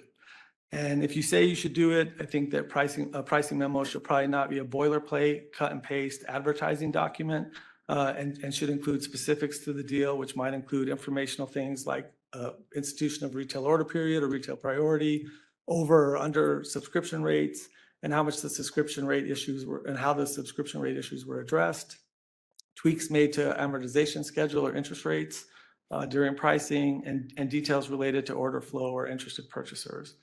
And an overall explanation of what you did as a municipal advisor during the pricing to help the municipal advisor get the best deal. In my mind, it would be helpful for you and your client if you use this information to guide underwriter selection and pricing on the next deal as part of the duty of care you owe to a future client. And this is an area where municipal advisors also need to be mindful of books and records, because copies of pricing memos or internal pricing analysis, because they're either related to municipal advisory activity or material to making a recommendation or memorializing the basis for a recommendation, need to be kept. So talking about books and records allows us to transition to an item of much recent discussion, off-channel communications. We're aware that many entities feel that they did not receive sufficient guidance with respect to these requirements, and I think this does raise some important issues. First of all, I'll note again that in addition to the language of the respective rules, which unambiguously require retention of all types of communication, regulators periodically reminded the market of these responsibilities with general record keeping reminders about electronic records, as well as specific reminders about off-channel communications. One of the very first legal maxims that most of us learned is that ignorance of the law is no defense. And for that reason is why I said regulated entities should stay engaged with the regulators and actively review statements by regulators. However, I do think that regulators can also try to provide as much additional clarity about our rules as we can in response to market needs, and to be engaged with regulated entities about compliance difficulties in this area. I think, for example, going through the municipal advisor off-channel communication orders without signaling anyone out, a common theme comes up throughout each firm's actions, and that theme is generally that the WSPs were not supervised or tested in a way to ensure books and records compliance. So rhetorically, we have to ask ourselves, if we are not testing our WSPs, can they really be reasonable? But while the previously mentioned municipal advisor off-channel communication orders did not turn on a failure of testing, I really do have to wonder what would have happened if the annual test of WSPs, which is required by MSRB Rule G44, was really working, and if changes had been made, that folks might not have had the issues that they had. At the same time, I note that the requirement is not to have perfectly written WSPs. The standard is reasonably designed to achieve compliance with applicable securities laws and regulations. If it was determined that WSPs are not working through testing and supervision, it means making a reasonable effort to redesign or update the WSPs to try to solve the problems that came up during supervision and testing. So again, that approach of looking at what is reasonable and making reasonable efforts seems, fairly reasonable to me.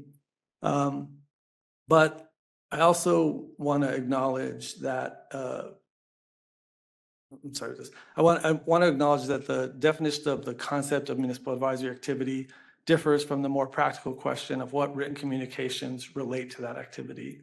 And so I think all of these off-channel cases across all regulated entities provide an opportunity for more thinking about what are the reasonable needs of regulators for records, and what are the reasonable ways for regulated entities to maintain those records. And so I really encourage additional conversation in this area. And then finally, I want to revisit one last theme that was mentioned over the last 2 days, and that is the continued availability of existing FINRA, MSRB, and SEC resources and personnel to help with your compliance questions. In case you're not aware, the Commission's website and OMS-specific portions of it are a great resource to review frequently asked questions, find information and instructions on filing required forms, and to see recent municipal enforcement actions. The Division of Enforcement and the Division of Examinations also have specific portions of the SEC website dedicated to important items such as enforcement actions, examination priorities, and risk alert. The MSRB and FINRA also have a wealth of helpful information available on their websites that I personally use frequently when I was in private practice. And so, yes, all of this information can also seem overwhelming. And in those cases, I encourage you to call the Commission, FINRA, MSRB anonymously if needed for help with any questions or concerns that you might have about how to comply with the regulations that affect you. Regulators are not your lawyers, but generally we can at least help you navigate the thicket of rules, guidance, and compliance resources to identify the ones that are most relevant to your questions and that you can read and analyze on your own. So again, I did this frequently when I was in private practice, and just having the ability to have a regulator inform you of where existing resources are and where to find them amongst the decades of written materials was always a major help. I don't think people who struggle with compliance questions do this enough. And so again, I want to encourage people to utilize these available resources.